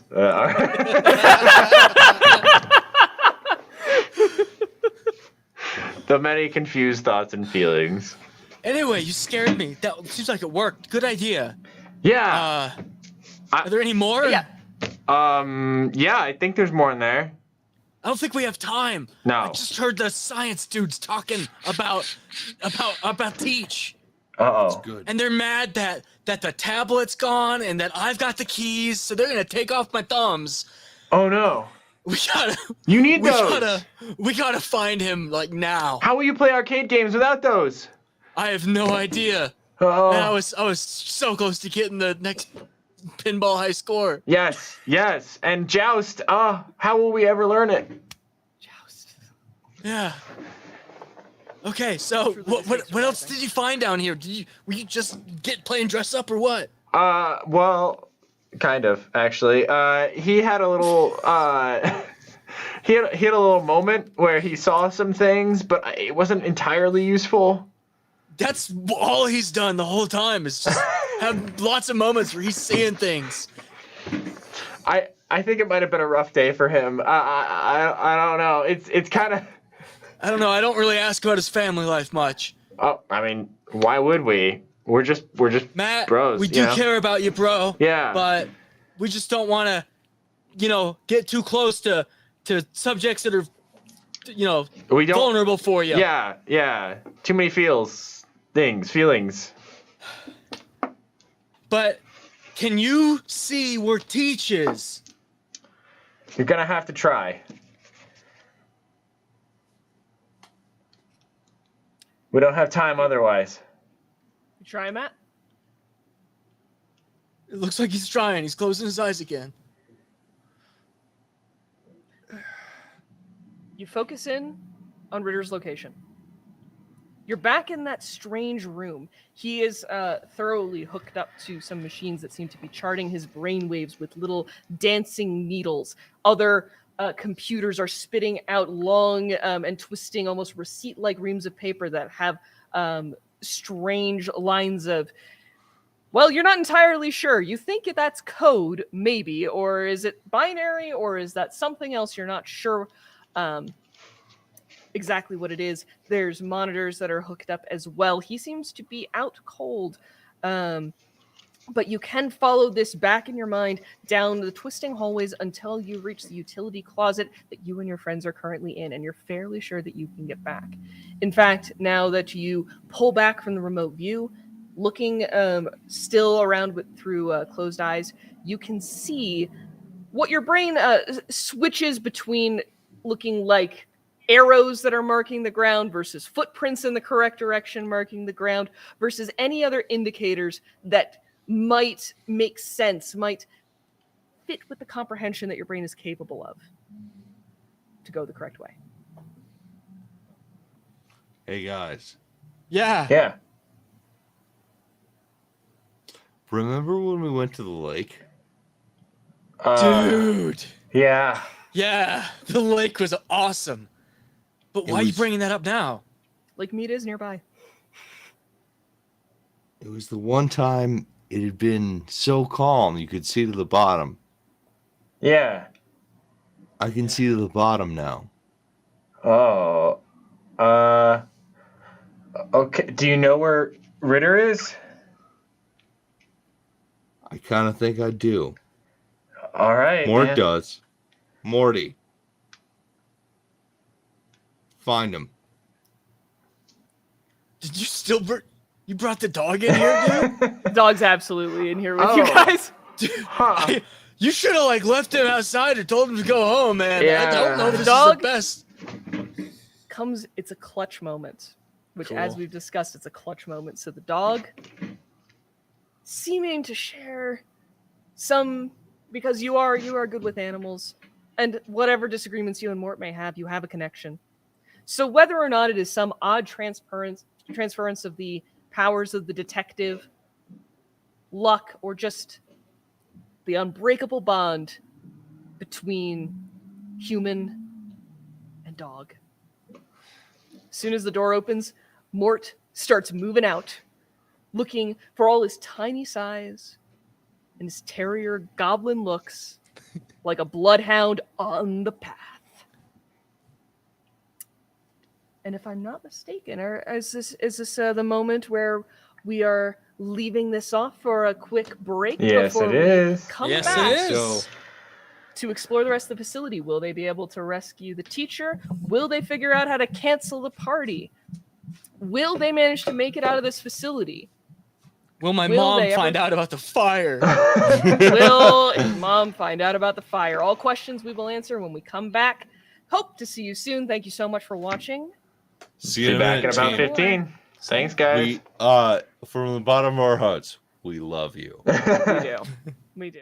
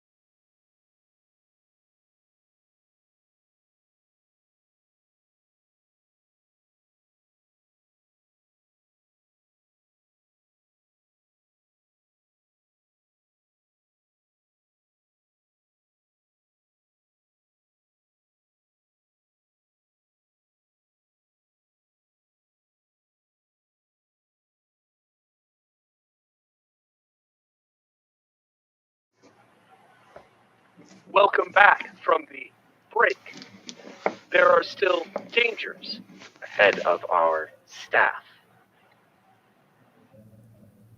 And we're going to face them all now. So, Oh no! last we left off, we had our 3 young lads following a small gremlin dog through the strange underground facility that seems to have sent some sort of invitation that it shouldn't have sent to guests that are apparently rowdy and will cause drama, property damage, and possibly total annihilation. Ooh, that is us. Oh, wait. Nope. Hopefully not. Not you, perhaps, though you may have been seeing them around. Yeah, I thought so. If Or only I seeing were them. seeing them. I mean, you can see some of those after images. You just couldn't very clearly see the astral projection. Yeah. It's definitely clearest for Matt, who, as the detective, seems to have some extra abilities of sight perception. My head hurts. And that, It seems to be but whether or causing not some that's confusion. stress or the weight of new psychic abilities, who's to say? My thumbs are kind of warm. You continue to I think I'm slip through the facility. starting to learn French too. Je suis un poisson. Whoa! Yeah. Yeah, you're an empanada. I get it. Yeah. Just I didn't know you does both that mean spoke I'm languages. Je suis un poisson. Yeah, did you want to experiment further with that odd ability to seemingly sense your friends' thoughts and feelings whenever you touch them, and what you can see to be maybe an after image that almost seems to hang about them like an aura, now that you're paying attention to it? Yeah. I don't know. Being a teenage boy, thoughts and feelings are kind of scary. That's true. So, I'm gonna kind of be wary of it for now, I think. Okay. Yeah, if I do have anything like, I guess as I'm walking down, I'm trying not to do it, but like the more that I kind of feel it, the more I'm like wondering how Naylor actually thinks about me and how Matt actually thinks about me, like deep down, and like I'm getting like some anxieties about it, for Yeah. sure. So yeah. Yeah, because you do have that issue of keeping friends in your life. Yeah. And I'm gonna wait until he's ahead of me, and then I'm gonna try to kick him right between the, privates area and the Oh, good friends. bot area. Like try to just really get one in there. This is what we Why? do. I guess that is a more direct empathic link. Matt, I'm getting the feeling that Hey, hold still for a sec. I'm getting a feeling there might be some tension between us. Are we good? Hold still. No, thank you. All right, never mind. You're good. You're fine. Okay. All right. I'm so confused. Dude. You gotta stop hitting people. I know what it's like to be 13. Way back when, and you just really want to just throw your anger everywhere. But you're hanging with the big boys now, okay? Yeah. Yeah. You gotta get over that. Yeah. You gotta be more like Ed, who's 15 and Yeah. like totally has his Yeah. life together. No, Yeah, you're right. You're right. I totally do. You're right, man. You're right. Yeah. Yep. I'm gonna go to Hollywood. Yeah. Game face. He's gonna go to Hollywood, and I'm gonna go to Germany, and I'm gonna join like one of the coolest goth bands ever. Absolutely. Yes. Give him the taint so hard. What? No, thank you. Sorry, no, sorry. Yeah, no. We're all gonna be better people. Anyway. And on that note, you continue through the facility. You see other strange rooms as you follow the pathway that has been in part laid out for you by Matt and in part by the ongoing efforts of Mort. In addition to that room with the tape players that you at least heard about, you go past a room where there's a projector that seems to have been left on at some point. The room itself is very dark, save for these strange, almost absurd, and yet reminding you of other images whenever something new flashes up. Can we pull everybody in real fast to Into the projector room? Yeah. Absolutely. Good idea.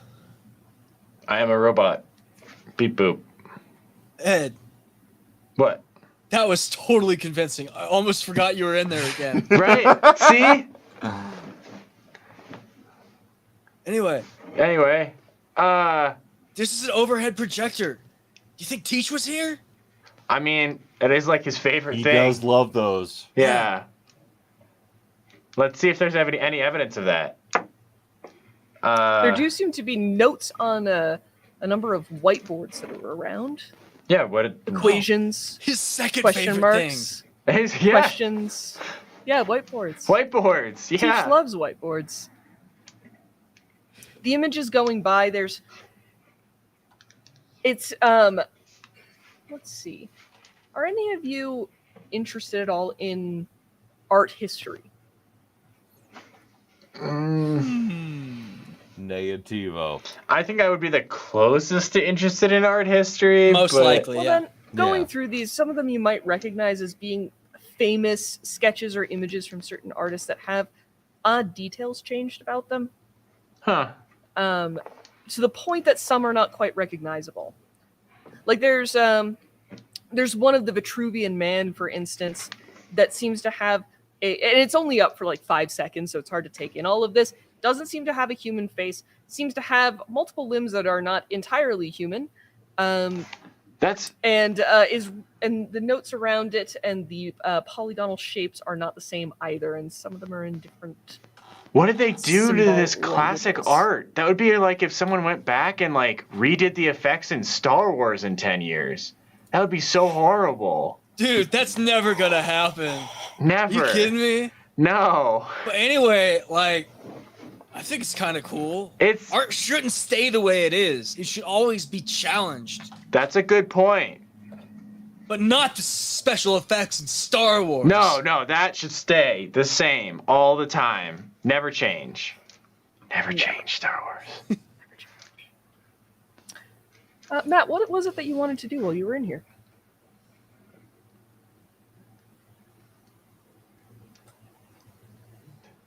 Matt? Matt? Oh, sorry.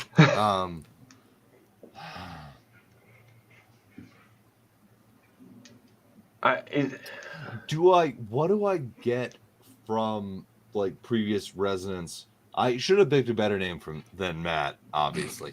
Am I getting anything from previous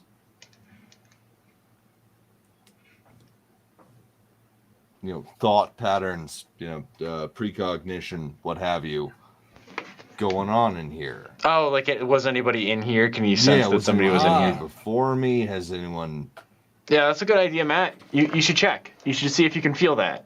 On the late. Am I getting anything along that line? On the late night public access, they do this thing where they like sit down and then they go and they like kind of. I think they call it meditating. All right, gentlemen, will you with me? Like, Yeah. no.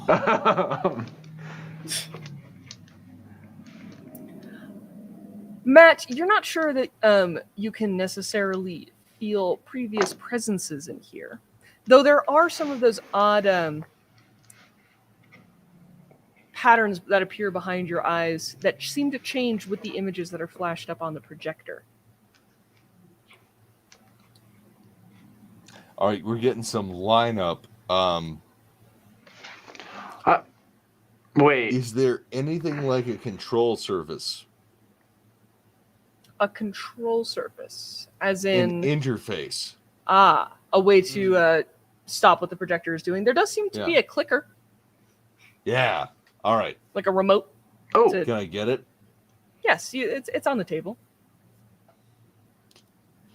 It's whatever what test was happening in here seems to have been like maybe the people had to go off and do something else very quickly because they seem to have left all their stuff out. Okay. This could either get much better or much worse, so everybody just brace. okay. Okay. We should all stare at the paintings. Or the projector. Click it. Clicked it. Which button are you clicking on the? Oh, there's On the multiple projector. buttons. Oh, no. But yeah, it's a remote. Are you pressing like pause? Are you pressing? Whatever's in Forward, the middle backward. most. That'd probably be pause then. I'm Yeah. gonna say. So it pauses on one image. And this particular image looks like a swirling mass of color. Very impressionistic. Almost like a Monet painting of the water lilies. If the colors had been, it looks like almost purposefully run together in something of a spiral pattern. 2001 Space Odyssey. All right. Whoa. Matt, as you're looking at this, you do get the experience of behind closed eyes. What look to be extra brush strokes painted in a different phase, in a different place. And you have the impression of looking at this painting, looking through a window into a world that is not entirely your own. Matt, you okay? Doing great, bud. Here, hit. I'm gonna toss it. Hit some buttons. Okay. As you touch the remote, Edgar, you can get a bit of that that after image on it. Okay. A psychic residue of the person who held it last. Okay, yeah. While Matt can see things that the you others can't, you are the one that seems to have more of a close-in on feeling the emotions and thoughts of things. Yeah. The person who last held this remote was definitely someone who had completed several levels of education more than yourself. But what you can parse from the emotions is a sort of frustrated academic hyper-focus on this issue. Because it seems that these images that they've been flashing on the projector, there's a comparison in that in the after images mind to the idea of the satellites and like the messages that we're currently projecting into space, which you may or may not have known about. The idea of these signals being sent to other worlds with bits of the human experience and history within them. There's a comparison there to what these images are to us, to you, to this place. Okay. I'm getting a lot of weird feelings off this remote. Mostly that this has something to do with messages being sent out from a place to a place. I don't know. It's rough to make out, but... From like this place to a different place? I think so. Potentially. Reverse that. Yeah, like place. A different place to this place. Yeah, a different place to this place. Yeah. Messages to here, and then there's a person of some sort of scienciness who was studying them and was frustrated about it. Wait. So Is this helpful information? would these pictures be from this other place to here? Well, I guess so, yeah. But these all look like things that we made here. Not all of them, just some of them. Some of them look like things that we made here. I'm going to click the next Like button from on the art remote. dudes. The next image that pops up is entirely geometric in nature. It is a simple torus shape that seems to be attempting to convey something about the nature of a torus. Is there? Does my sense get any different feelings now? The sense on the remote is the same. Okay, yeah. You're just looking at a different image up from this collection. Just had to make sure. Yeah, fair enough. Fair enough. Huh. I don't know that we're gonna get anything from this, and honestly, guys, I don't know that we should waste any more time in here. Yeah, maybe not. Fair. Can you turn Good it point. off? Yeah. Oh, jeez. Here, hand it to me. I can turn it off. I've got the thumb. All right, there you go. Oh yeah, here's the thumb. Or here's the remote. Flip it Oh over. God, where'd I get this thumb? I flip over the remote. I'm gonna take out the batteries. Oh. Well, actually, I'm gonna turn it off and then take out the batteries. There you go. I was gonna say, Yeah. it's like, okay, the projector can. Yes. Yeah, you can absolutely remove the batteries. You now have some AA batteries. Hey, you've Here we gained go. an inventory item. Yeah. Ba-da-da-dink. And you continue. There are, as you seem to discover, there seems to be a heavy focus on communication and methods of communication and mysterious forms of communication. There's another room that seems to have multiple, very highly sterile looking chambers. And you can see what looks like just a large panel of CRT TV monitors that are looking in at cameras. The cameras are all pointed at different and strangely either both modern and archaic forms of communication. There's one that's pointed at a corded red telephone, one that looks to be at a pad of paper and a pen, some parchment and quills in a different one. There's a typewriter. There's one of those Morse code clicker things. There's a phonograph in one of them, and the list kind of goes on for about 16 small CRT TV screens worth. I don't know. You have no idea what to make of that. Moving on. Yep. Huh. This is the weirdest party I've ever snuck into. Yeah. My mom had There a are weird some party what one appear to time, be but it was. conference rooms that just have stuff written on the whiteboards, mostly equations that you are uncertain about. And there is one door that seems to be more of an airlock door. Whether or not any of you know exactly what that is, it means more that there is one door. There's a chamber in the middle that seems to have what look like a number of sprinklers, ceiling-mounted sprinklers in it, and and whatnot, followed by another door right behind that one. Yeah, I've definitely seen Definitely these a more before. heavily locked door than you've seen previously. But yes, it's one of those. Yeah, it's like a containment thing. It is. It contains. It does get it. So it makes it so the thing on the inside won't come on the outside, or the things on the outside won't go into the inside. Anyway, I'm gonna hit the button. Okay. Hitting the button gives a prompt of credentials required. All right. Is this where the teach is? The teacher is not here. The teacher is down further. If Matt peers remote views into this room beyond, you can see that it leads down to a strange circular chamber in which there is a pool of water. So Matt, What happens if I peer in the water?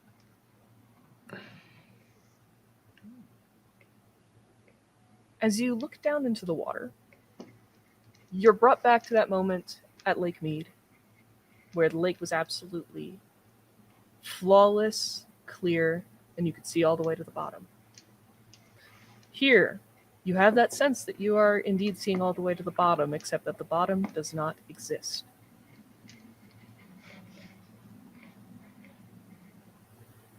There is only, somewhere else, another surface. Whoa. All right. No, we're not. Don't open that door. Whoa. We're not opening that door. Why? What? What's in there? Nothing. Oh. huh? Well, that sucks. Yeah, that seems kind of boring. Wow, that's boring. There's Yeah. nothing really. Let's look. I was expecting something, I don't know, at this point, an alien or something. I don't know. I don't know. Alien. Yeah. Dude. Yeah.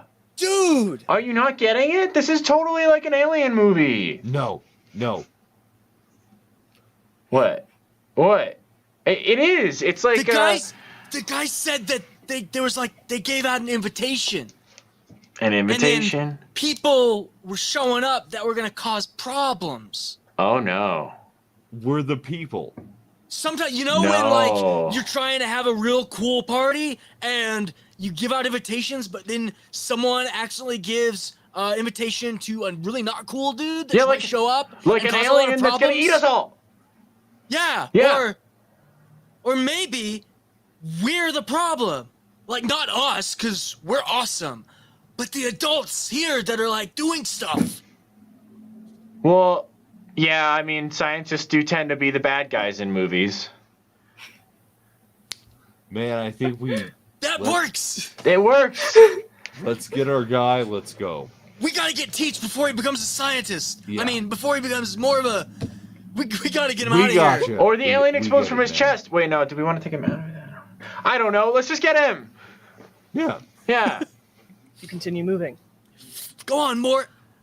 You eventually come to the room that Matt recognizes to be the one where Ritter is apparently having his brain investigated in some way. But there's a small problem. He doesn't seem to be alone in there. The woman that Matt saw earlier in the white coat is in there with him. There also appears to be a technician or two keeping an eye on some monitors. And some more of your robot friends. Just two of them. Oh, That seem to be standing guard Oh, with there's their Tesla rifles. Guys, I think I don't think I can trick the robots. I'm gonna be honest. Yeah. Are there any conduits or anything visible running out of that room? There appears to be conduits that leave the room. Yes, there needs to be electricity. And there's also some ventilation systems. Guys, I have an idea. Okay. What if you guys go through the ventilation system and then I knock on the door and run away and distract these guys? Where do I start the Great. fire? That's also a good point. Then you could start a fire, which would take them away from me, and then you guys could follow me, and we could get out of here. Yeah. Yeah. Okay. Okay. I could start the fire on the projector. Yes. I've always wanted to burn a projector. They're so boring. I've always thought how flammable that little flimsy plastic would be. Yeah. And I've got a theory it would be like really quick. The film on the plastic on the projector should be really flammable. And wait, you're dressed as a robot. I am. So you could be like, dude, hey, there's a fire. I am ill-equipped to put out the fire. Malfunction. And then they'll send the robots and the others to go and put out the fire. Meanwhile, Matt, you could go through the ventilation and you could get The teacher. Teach out, yeah. Ritter. I think it works. I think this plan works. I think Yeah, we do there's it. like 3 steps to it. That's more steps than most plans I've come up with. Yeah. Well, Usually I mean, it's like walk up to the movie theater, prop open the door with a rock. In. I mean, You know, Matt's it's always, fine. Yeah. Matt's always I'm gonna saying, keep start it simple, crawling up stupid. there. Okay, All right. Matt, I don't know if there's ventilation to the projector room. If you start to see smoke, run. Or, I guess, crawl as fast as you can. And don't breathe it. Hold your breath. All right, I'm gonna wait You here. can't see me, but I'm doing a thumbs up. I can see you doing it right now, man. It's so tight in here. It's pressing against the metal. I'm gonna wait here. You go start the fire, and then you shout down the hallway and let me know. Okay, yeah, I'll do it. I'll make a bird sound. Yeah, like wait, what kind of bird? Like a bird. And I run down to the Oh. projector room. Bird like a bird. All right. Okay. All right. Matt, you are crawling through the vents.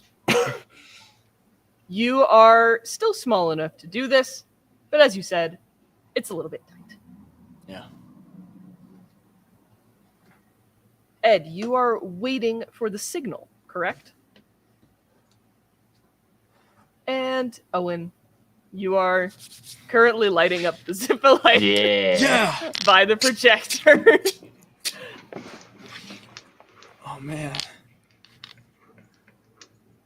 This is the coolest 2.5 hours or however long it's been. I don't know if it's been 40 minutes or 2.5 hours. This night is a night to remember.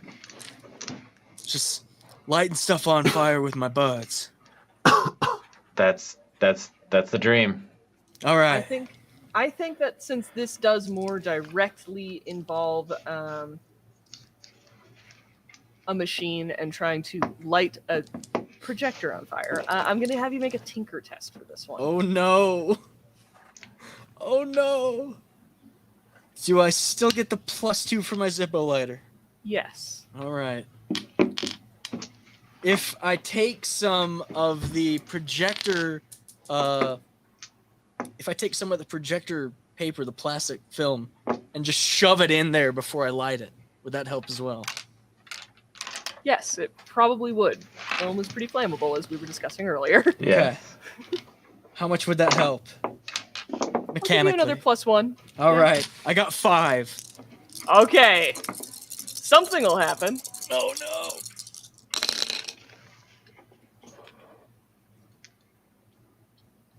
I didn't get it, dudes.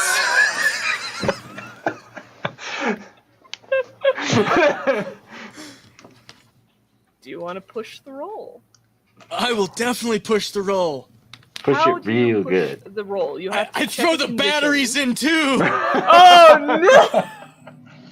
Someone's gonna inhale some. You have to check one of your conditions Okay. in order to push the roll. So which one do you think makes the most sense for this? I'll take exhausted. I'm gonna breathe in some of those fumes probably. That is It's gonna- unfortunate. It's gonna knock the wind out of me. All right. You get to re-roll your entire dice pool. Okay. Oh, bad.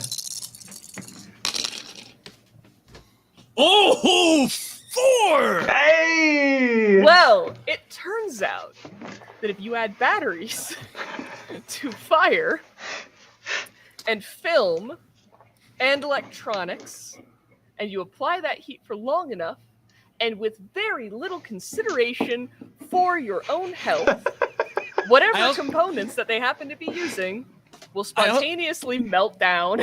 I also wanted to test out my original theory. If you start a fire in the projector and then turn the projector on, will it project the fire? Oh! Well, you're not sure in retrospect.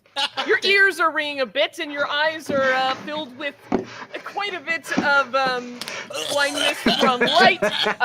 Your vision's also spinning, and you're pretty sure that you didn't start this whole endeavor lying flat on your back on the ground.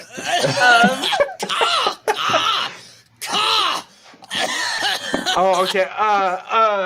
Sounds Down like the it's hall, going great. You have heard what sounds like a little, and the fire alarms are now blaring Matt, start going. throughout the facility. Matt, start going. Start going. I'll get him Go, out of go, there. go. All right. I knock on the door. Clang on the door. Everyone is looking over at the door because the fire alarms have started to go off. Lights are starting to flash All in the dropped facility out. as well. Immediately, the others from inside are moving out towards the door. The woman in the lab coat is the first to get there. Beep boop, fire down hallway. Anti-fire malfunction. Is this going to be a repeat? Yeah. Okay. Would you like to give me a charm test? Oh dear. Yeah, I will. There is a fire, so this plan won't be entirely a failure. Whether or not this part of it succeeds, I think, is a separate issue. Oh, that was all ones. That was all ones. I'm gonna push it because I'm scared. Uh-huh. I don't think I'm gonna get it still because it's still only 3 dice, but we're gonna How go does for it. pushing it look? I'm gonna. You may have a +1 for wearing the robot body, Okay. I think. Okay. So yeah. And if you want to roll that now before I'm you gonna push roll it, that. let's Yeah, see I'm if gonna let's roll see that. if that 1 die is a 6. Oh god, it was so close, but it fell to a 2. Okay. Yeah. So I'm gonna go. And like start actually freezing up as a person, and it just sounds like I'm just breaking down. Oh my gosh. Okay, you get to push the roll, mark a condition. Yep. All right. Here we go. Hey, there's a 6. Oh, why good. do I let you do this? Okay.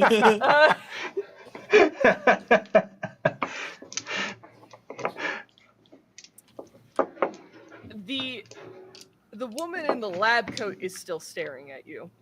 The other 2 robots have come out. They're headed down the hallways. They've already switched out their internal components for the fire suppression systems that seem to be inbuilt. The tech comes out, glances, and says something to the effect of another malfunction, and then on top of everything else, and keeps going. Yep. So at the end of this, you're left with only the woman in the lab coat staring at you. I think that's the best I can give you That's fine. for what just happened. I'll accept it. That's why we've got our ace in the vents. The aces is still in the vents. Ace in the vents. And you can see, rather unfortunately, with your sense of the after images, she does seem to have her own, but there is another looming shape that is standing just behind her, watching her very closely. You're not sure she's aware of it. There's a thing behind you. With that, we're going to cut over to Matt. Matt, you are struggling through the vents. Would you like to give me a move test? Sure. One To second. wiggle. To wiggle. And Wiggle, movies wiggle, wiggle. Wiggle, wiggle. So more motorics. What's the? Are you bringing the dog with you? Oh, you're muted again, by the way. Oh, yes, I am. Again, the viewers can hear you. Move is what do we have? That is going to be a body based all right, skill. so And if you don't have it, then yeah, it'll just be straight body. Mm-hmm. and yes, I do have Dog Man. He's still hanging out. Just crawling along behind you. Woof. Are you sure you want move and not sneak? Yeah, probably because you're hustling through it. I think if you want to go slowly, it could be sneak.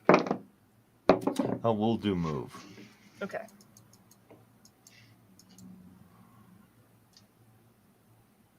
One success. Hey. One success. So you managed to successfully wiggle your way through this vent, following your remote viewing to come out.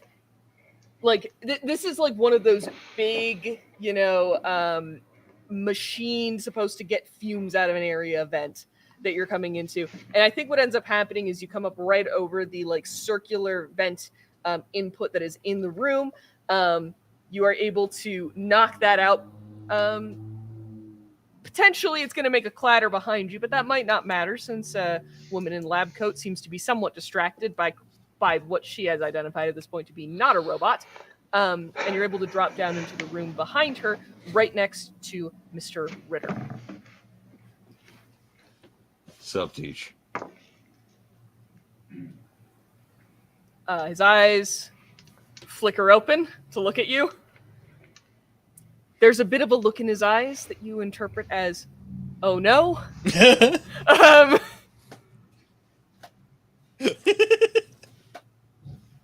Howdy. And he seems to be attempting to talk, but is possibly been drugged so that he cannot do very much of that very well.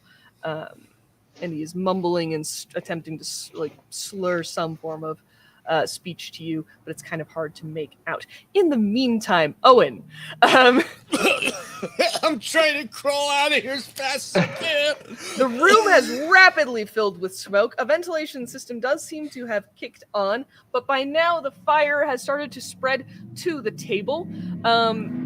And it doesn't seem to exactly have put out the smoke coming from the projector either.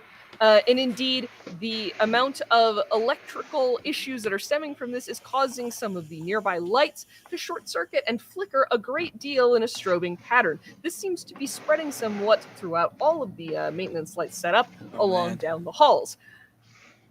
As you burst out of the room, coughing, dizzy, blinded, and ears still ringing a little bit from what just happened, you look to your left and you see 2 approaching robots on the lab tech. You look to your right and you see more approaching robots. What do you want to do? I'm gonna run. Where? Wait, they're coming from both sides? Yeah! Oh no! What's above me? Running along the top of this, there does seem to be a metal catwalk of some kind that you might be able to kind of like grab your fingers onto with a jump. I'm gonna jump. All right, you managed to jump up. The ceilings are a little bit low here, so you actually managed to grab onto it. Why don't you give me a move or force, whichever you prefer, to attempt to pull yourself up onto the catwalk and escape that way. Does exhausted affect that at all? Yes, so you get a -1 to your dice pool. All right, I still have 6 dice. Boom, success, 1. Okay, you managed to pull yourself up. The ceiling is still actually pretty low here. It seems this is some sort of maintenance thing, probably to access the lights and the vents. So you are crawling along rapidly while robots are now saying something about intruder in very mechanical voices. And the tech is pointing and telling you now, hey kid, stop! Who are you? How did you get here? Hang on! You're not my dad! I say, and I keep running as fast as I can. Yep, you're just speed crawling along. Looking down, you see one of the robots pointing one of those Tesla rifles at you. You can see electricity starting to spark up along the coil. You have maybe an instant to try to do something to deal with that. I'm gonna drop down and try and like kick it and knock it over off balance. Okay. That's definitely going to be a forced attack. Dang it. I'm still exhausted, so -1. Yep. Oh, I got 3 dice. Rest of the game. 3 dice. Yeah!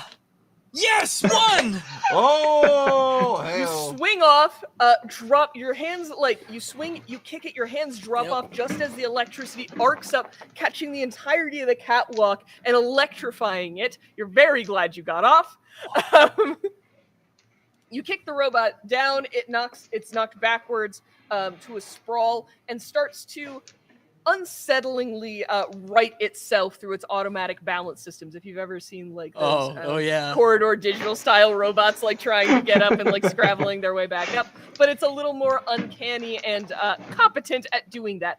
But having knocked it over, you actually do have a hallway clear now. Problem being, it is not in the same direction as your friends. It's back the way you came.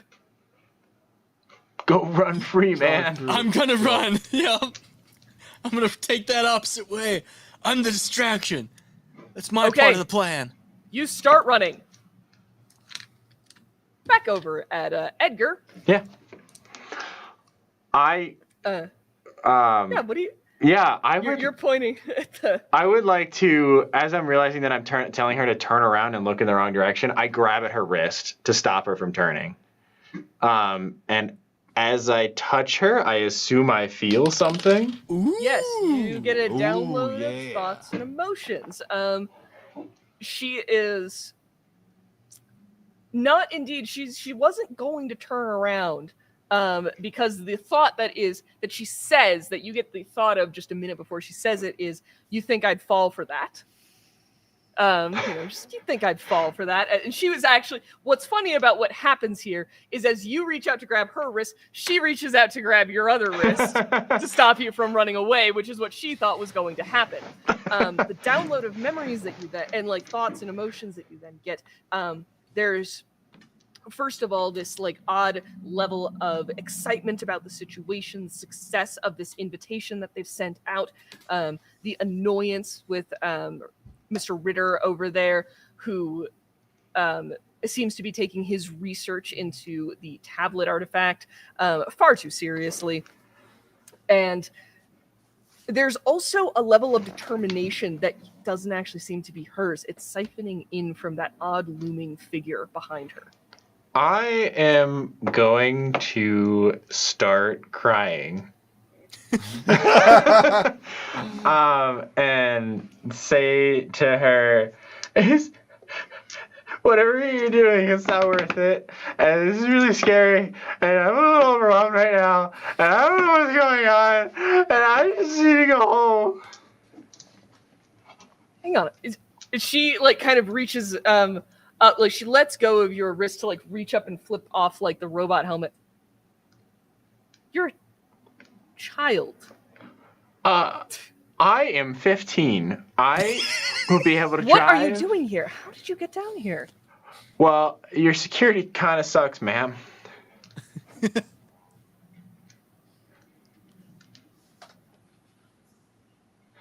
I don't have time for distractions. No, ma'am, I have to tell you something. You can see she's reached for it, but she has stopped to at least listen to you in this moment. Because she doesn't think you can go anywhere. She's got the stun gun or her little taser though, ready to zap you, but she's listening. We touched the tablet, and then it told You have us the tablet? to. I don't know where it is right now, but and it told us a lot of things, but I'm supposed to know Spanish or something, and now hold on, I'm trying to think. I don't work well under stressful situations. It said that the visitors were going to destroy everything. She tenses a bit, and the looming figure behind her also seems to tense a little bit. There's a flicker in her emotional state of understanding and believing you that is shortly there overridden by that sense of determination from earlier. And you can see that realization fade rapidly from her eyes. Don't be ridiculous. Now, where is the tablet? And that troublesome doorman. I don't know. He calls himself. I really don't know. The last time I saw the tablet, it was outside. Outside where? Where you dropped Mr. Ritter. That was the last place we had it.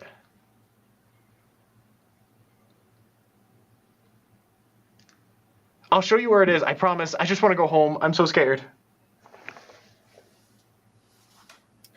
In the meantime, just behind her, Matt, what are you doing?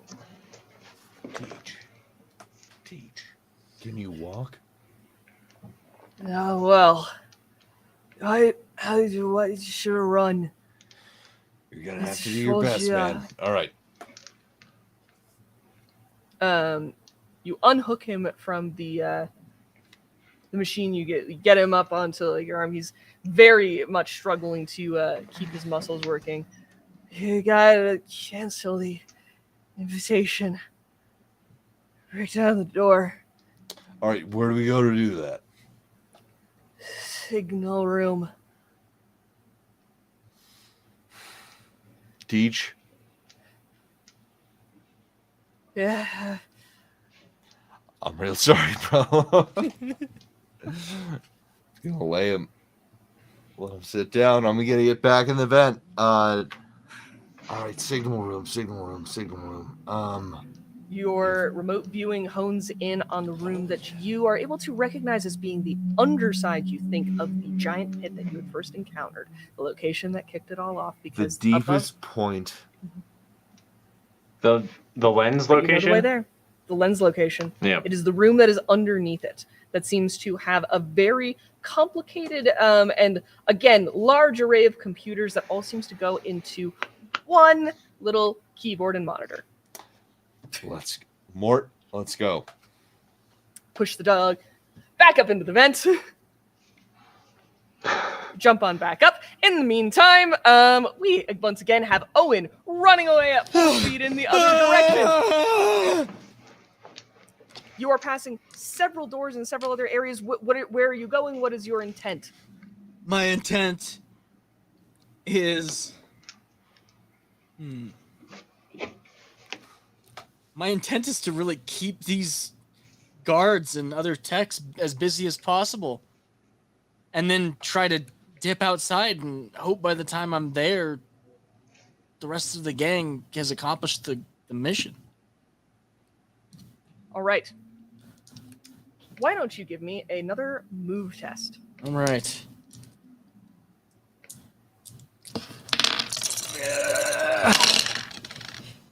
3 successes. Whoa. 3 successes. I That allows you to give a bonus effect, 2 bonus effects. In fact, a success to another kid, you can impress someone, or no one notices you. Which is interesting because the point of this is that people notice you. Yeah. No. In that case, it's totally be to impress the people that are pursuing me. With your awesome running away skills. Yeah. Perfect. I saw a VHS of some guys in France doing something called Parker or something, and I'm gonna start busting some moves. All right, so you're going along. The next time that you encounter robots and they level their Tesla rifles at you, I think it probably like starts almost as you're reeling back, which turns into a slide across the floor, like kind of going right in between them, getting back up. I'm starting to feel that Parker flow. Yeah. That's Couldn't Parker. keep a straight face. You're heading upstairs. You're going into parts of the facility that you don't even remember going through before because maybe you went down but it doesn't matter because you're in that flow and you're moving. This is a nice bathroom. You seem to have caught the attention of several other individuals because it seems that there are more scientists and techs working down here as you move through the facility. There's now a lot up behind you of people saying, "Get that kid!" There's a lot of confused, "How did he get in here?" You can call me Death Wish.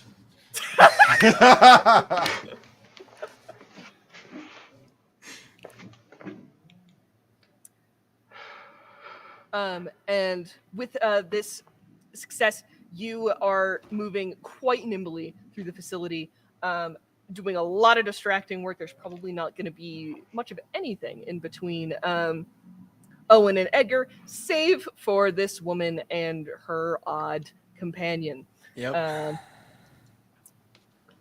So, Edgar.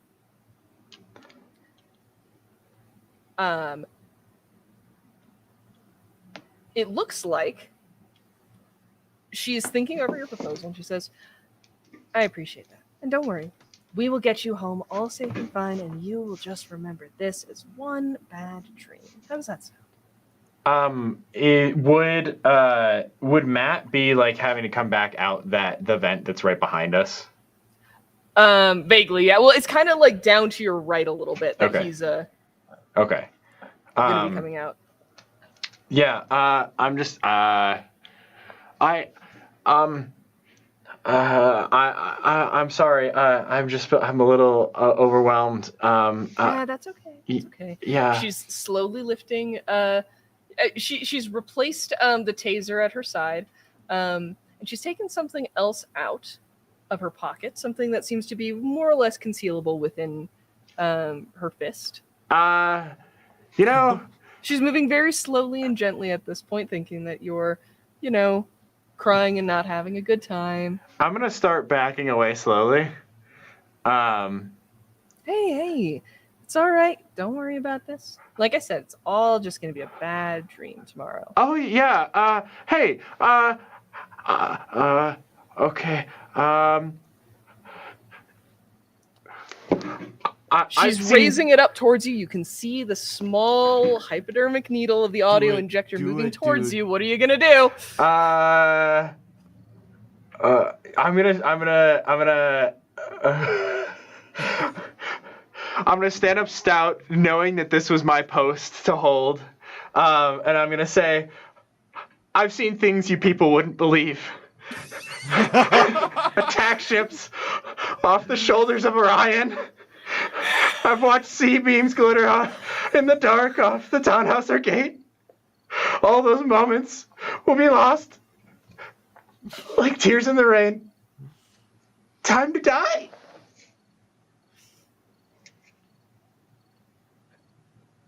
Is that Blade Runner? Yes. Yeah. Did you go to the showing last week? It was so good. There's a little bit of that like cloud of determination that's fading from her eyes right now. Yes, I did. Okay, but like it was the director's cut, and you know how like okay, so in the director's cut, they changed things up a little bit, and they added in the Deckard talking in the voiceover. That's different. That's different. Isn't that crazy? That like it can be such a different movie. It changed the entire message of the film. Yeah, like it had one meaning and one direction that it was going, but The looming figure behind her is looking increasingly agitated, the after image shifting and starting to writhe, with tentacles of energy starting to writhe off of it, starting to move towards you from around her. Okay, so this conversation is really cool and all. Oh man. Okay, yeah, no, I'm in this. All right. So, when originally they were shooting the film, it was a total mess, and so many of the things are improvised. It's just crazy. I just everything about that movie just inspires me to do cool things and make cooler things. It's just the after image is wrapping its tentacles around you now, and you can feel it's like a strange sort of sedation that's trying to leak in through your nervous system. It is dulling your memories. It's dulling this idea of Blade Runner. You can't remember why you were here. I'm going to have you make a this is either going to be a comprehend check or an empathize check to hold on to this and not get overwhelmed. So do I get a -1 for scared? Yes. Okay. That is 3 6s. Wow! That is just your number of 6s for tonight. Yeah. You push back against it, and against all belief, you and this crazy scientist woman who you've never met before hold a conversation about Blade Runner. And Matthias, between that distraction and Owen's frantic but impressive flight through the facility, is able to follow the remote view all the way to the signal room. Hey. The only one doing something. Yeah. Whew. All right. Words begin to flash before your eyes. Instructions. Use the following to activate the invitation system.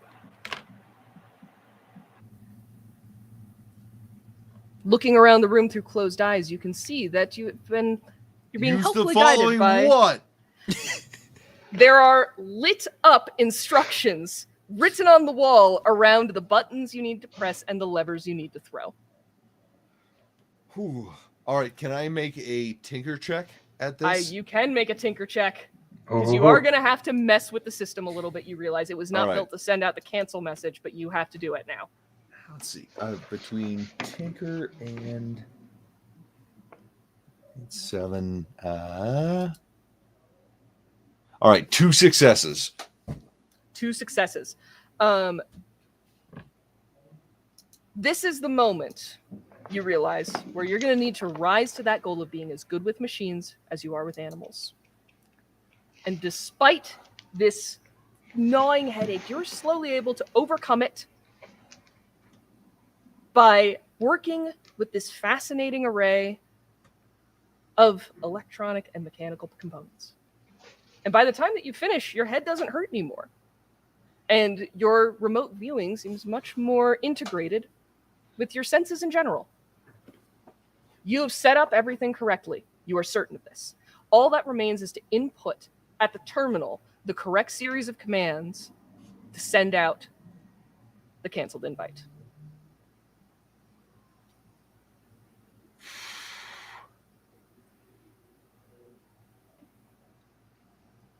Mort, any ideas? Mort, How was the dog?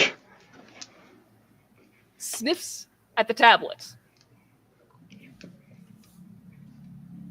Presumably still on your person somewhere. Yep. That was Pokes a nose at it, gives a little bark at it, does like a little bit of a turnaround, jumps up on your leg. All right. Well, all right. We'll get it together, man. All right. Can I do one more tinker roll? I am going to. Can you do program? Ooh. I can do a raw program roll. I don't have points in program. Well, then I'd say you should probably do a raw program roll. All right.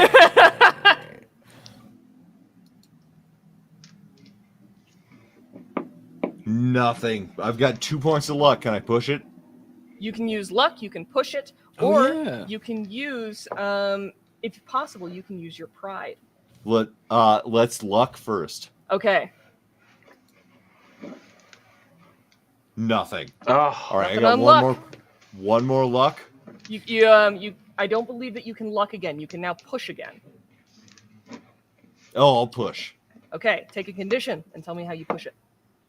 Ooh, fear. Fear. As this is all happening around you, you see that filtering in through the door behind you are the after images. They seem to have caught on to what you're doing, and they would rather you not send that message. All right. You are not sure what they are going to do when they reach you, but it does push you a little bit to work faster. You can roll again. oh my gosh. One success. Oh! One success. Oh, Oh. finally. You put in the code. It finally, you hit run. It comes up with no errors. You smash the button next to it that is essentially the send button. And above you, the iris opens as it did before. This time, the light that it produces is a strange golden green that seems to move even slower as it stretches up into the heavens for 1, 2, 3, 4, 5 seconds. And with that, the pulse Party's canceled. closes off, and you can see as the light flares so bright that you have to close your eyes, a pulse that ripples out in a sphere from this spot, and you can imagine it spreading the entire distance around the globe. The after images fade entirely from the room. Out where Edgar is, still managing to hold in order to avoid desperate retaliation from this thing, and hold the attention of what you can only assume by this point from having felt her emotions this entire time to be the lead scientist on this case, Dr. Lennox. The after image is pushed away suddenly as though a torrential wind had come through and struck only it. You can feel it pushing against, but not nearly as hard, your own astral self as it rushes along. But you feel relief, and she seems to blink as she comes fully to her senses. So do you do work with lenses? Like, I saw the giant lens thing. I guess I shouldn't tell you that, but at this point, we're kind of over that. Oh. Are you okay?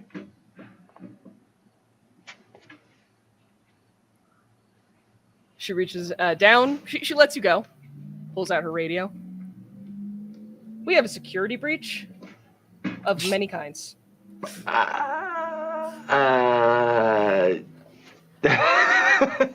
gonna book At it. this point,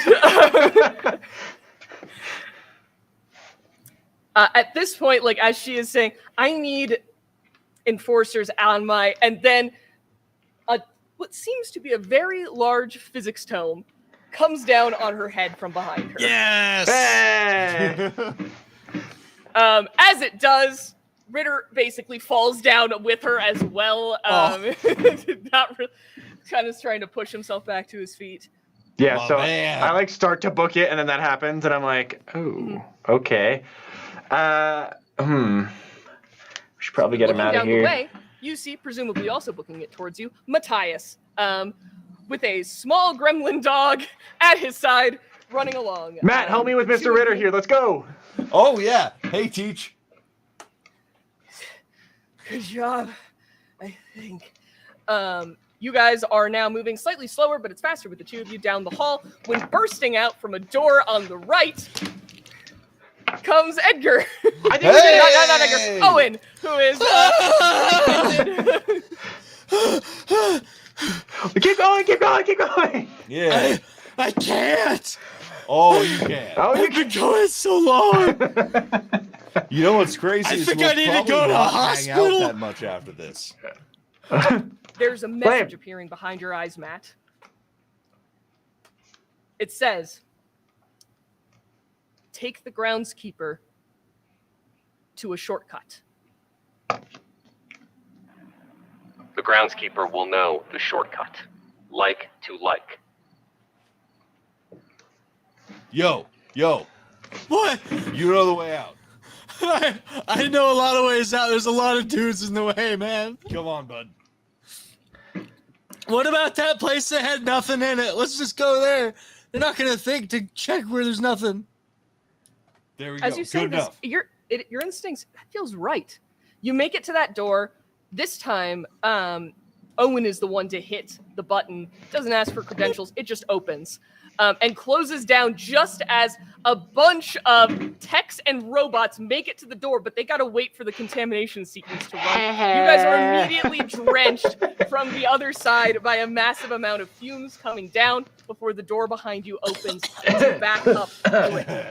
The pool is there behind you, glassy. And it looks to you very much, Owen, it reminds you immediately as well, Lake Mead, when the water was clear. And suddenly you understand the meaning of what a Shortcut. is. Are we going or not? We We're gotta going. dive. We're going. All right. Jump in. The water Reach, is hold your incredibly breath. cold. It's even if you try to hold your breath, it seems to knock the air from your lungs. It is the opposite of buoyant. It seems to drag you down deeper and deeper. But you know in your mind, Owen, where this actually is, and you hold it clearly. Until from the other side, you see that you are no longer moving down, but suddenly up. And you all breach the surface to find yourselves looking up at the starry night sky above Lake Mead. Huh. You are close to the shore, fortunately. As you touch down, there's ground under your feet, and you are able to drag Mr. Ritter up onto the shore. You are miles upon miles away from that facility, and a lot of miles away from home as well. But the best part is that looking up at the stars, none of them open like eyes. It's just the normal night sky looking down on you. Oh, good. Leaving you all to wonder how exactly you're going to get home. My mom's And gonna that's- kill me. Is where we'll end Tales from the Loop today. Hey. Thank you all so much for Thanks, joining team. us on this wild ride of weird supernatural sciences and vaguely horror chase scenes. I had a great time. I hope that you all did as well. And once again, this was kind of a spontaneous, spur-of-the-moment session, but return to us on future Sundays for more of your regularly scheduled content. We have got more Yop, we will have some more Collide, and we'll have some more surprises like this as well. Remember that this upcoming weekend, if you're in Denver, we will be at Tacticon. Come play some games with us. We would love to see you there, and we'd love to see more of you digitally in general. Come follow us on YouTube, on Twitch, join our Patreon if you can spare to throw a couple of bucks our way. We really appreciate it, and every little bit counts. Join us on our Discord if you want to join in with all the crazy roll role play stuff that we do over here. And watch out just on our channels in general for various giveaways and other moments when we get to show off our products, like and products that have chosen very kindly to work with us, like Game Board. We have a lot of fun stuff still to share with you guys, and we are looking forward to taking you along for the ride. Absolutely. Another thank you so much to Free League for sending us Tales from the Loop. It is such a cool setting Thanks, that really just evokes Really the appreciate themes that it goes for. There will be and more Free League content on this channel. There will be much more Free League content. Not to spoil anything, but we really have been looking at the Alien game quite a bit. Yes. Amen. But yeah, any other things that we got to announce, guys, before we go? I think that's I it. remembered everything. Thank you, everybody. Thanks, team. Fantastic. Thanks for care. tuning in, and we'll see you guys next time. Bye. See ya.